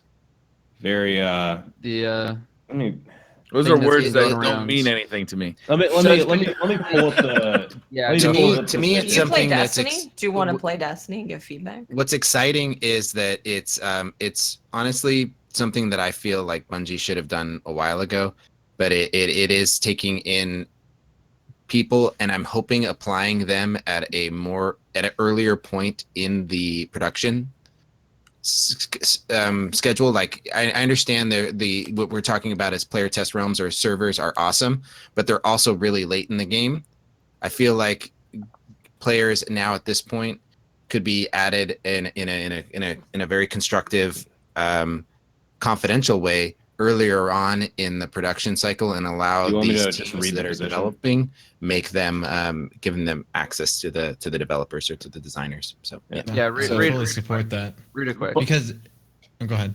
Bungie's looking for a dedicated gameplay expert with the ability to playtest and analyze games from a player point of view, and then to communicate clear and constructive feedback to our development teams. Gameplay specialists at Bungie should constantly be thinking about the user experience through weekly reset routines after reaching end game, and should leverage their experience and expertise to offer insights and feedback. This will require a strong desire and excitement to play through Destiny 2's endgame with a small team of skilled players to gain an in-depth feel for the underlying systems in play. Players who meet this rare criteria will need to be able to evaluate and make insightful predictions about the in-game content, and over time give clear objective feedback with an eye towards player sentiment and engagement. The reason I think a lot of people kind of blew up about this is it doesn't really require game design experience. Like the responsibilities are like participate in long form front end, just play Destiny 2 a ton, analyze analyze and assess systems process through gameplay, track and communicate objective feedback and issues with eye towards both in-game specific and game holistic improvements. And the required skills: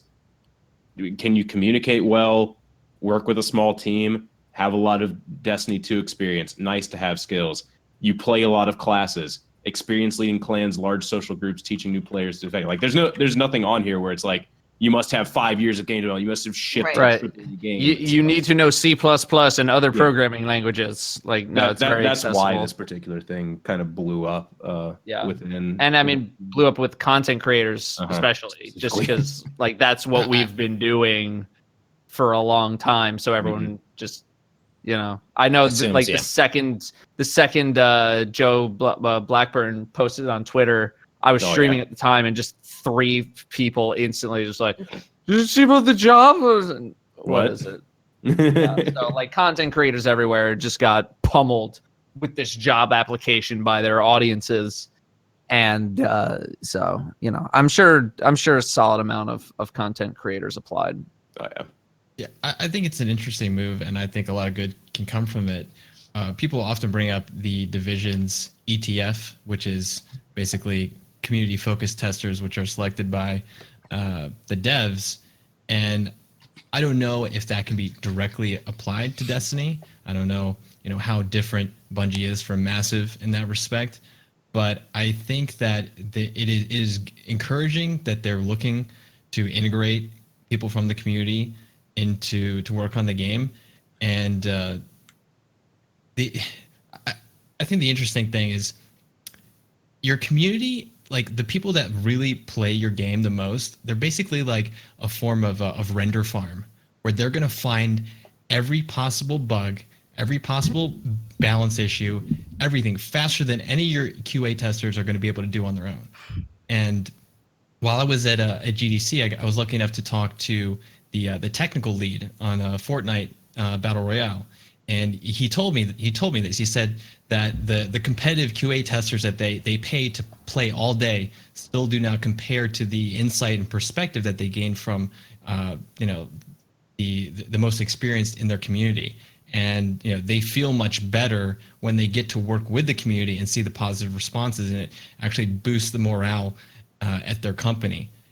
And moreover, they view their job as simply like making a game that as many people possible enjoy, not just a game that only they want to play. And I think it's valuable to come out of your bubble and get that perspective as much as you can, because I mean, what is the worst that can happen, right?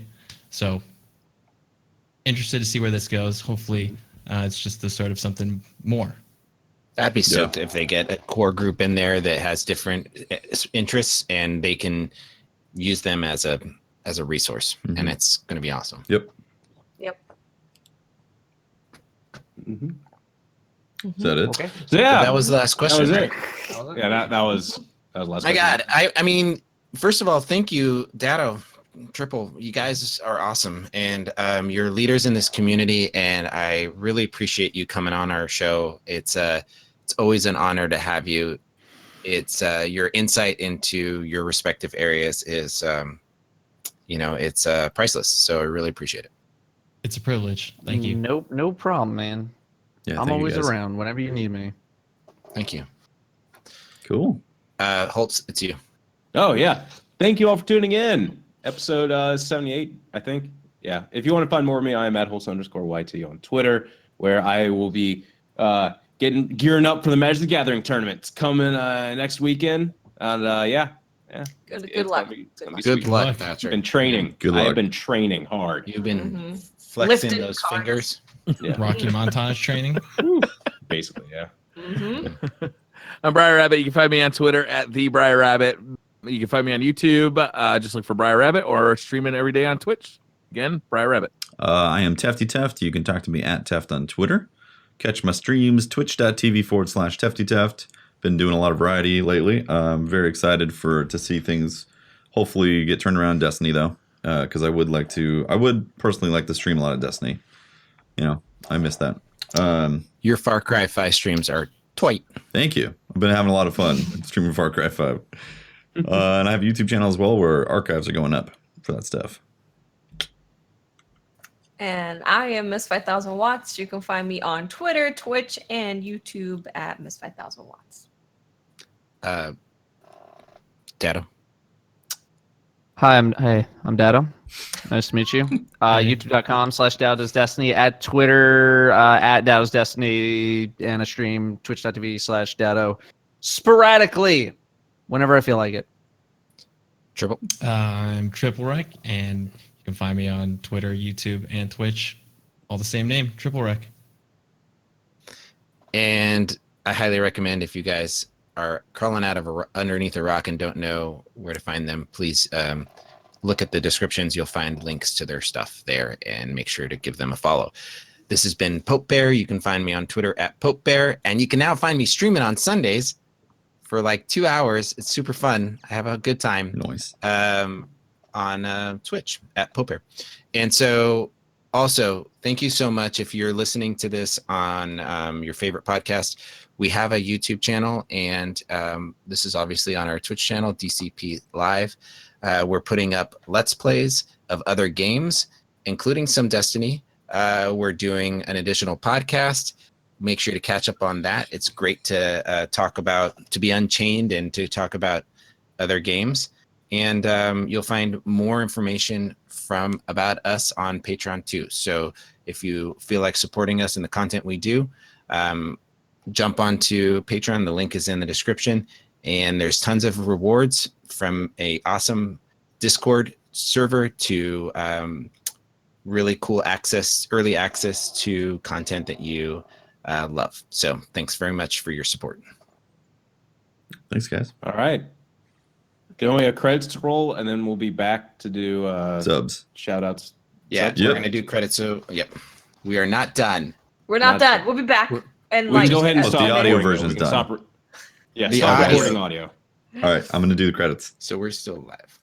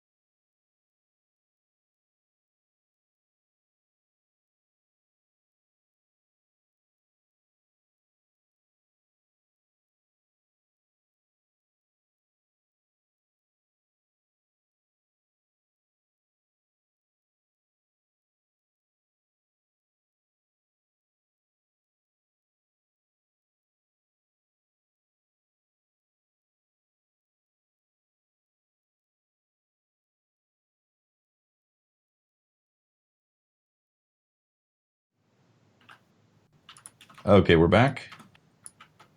Hi. We got some. Hi. Pope's got some subs he's going to read out. We're really excited for everybody sharing their love on Twitch. We've got Mr. Good Bites. He's dropped a bunch of bits. Thank you very much. He says, first bits, cheer. He got the first bits. All right, cool. Noise. All right, James Marchigal. He just subscribed. Thank you very much. Let's see. Xulmaster Slayer, tier 1. Tenix 26, tier 1. Sheik with a prime sub. Holtzman with a prime sub. Opium versus RNG with a prime sub. Lemon Grab with a prime sub. Thank you very much. Sofa King Slow with a tier 1 sub. Thank you very much.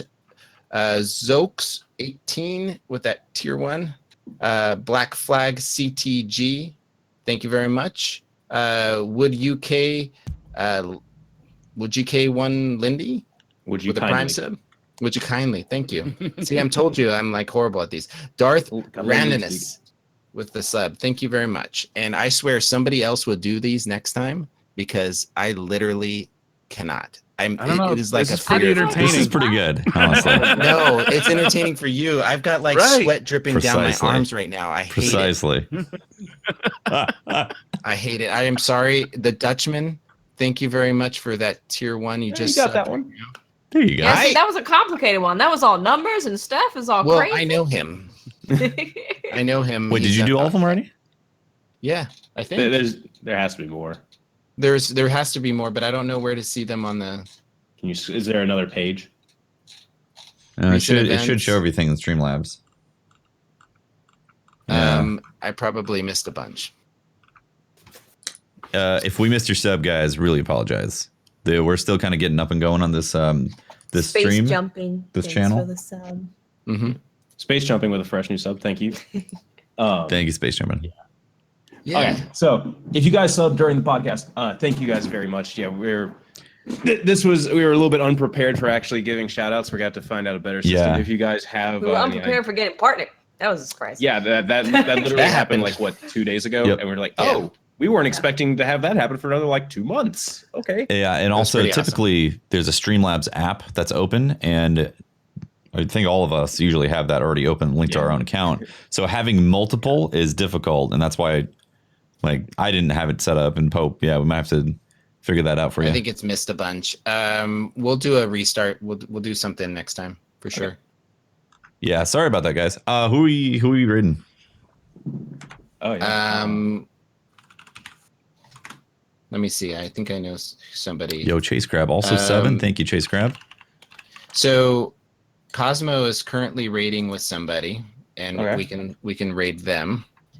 Well, that sounds fun. Cool. Yeah, let me see if they're still playing with Cosmo here. I believe so. Yeah, here we go. Let's go ahead and raid them. You want me to message? How do you want me to put it in the chat? Are you logged into the thing? Yeah.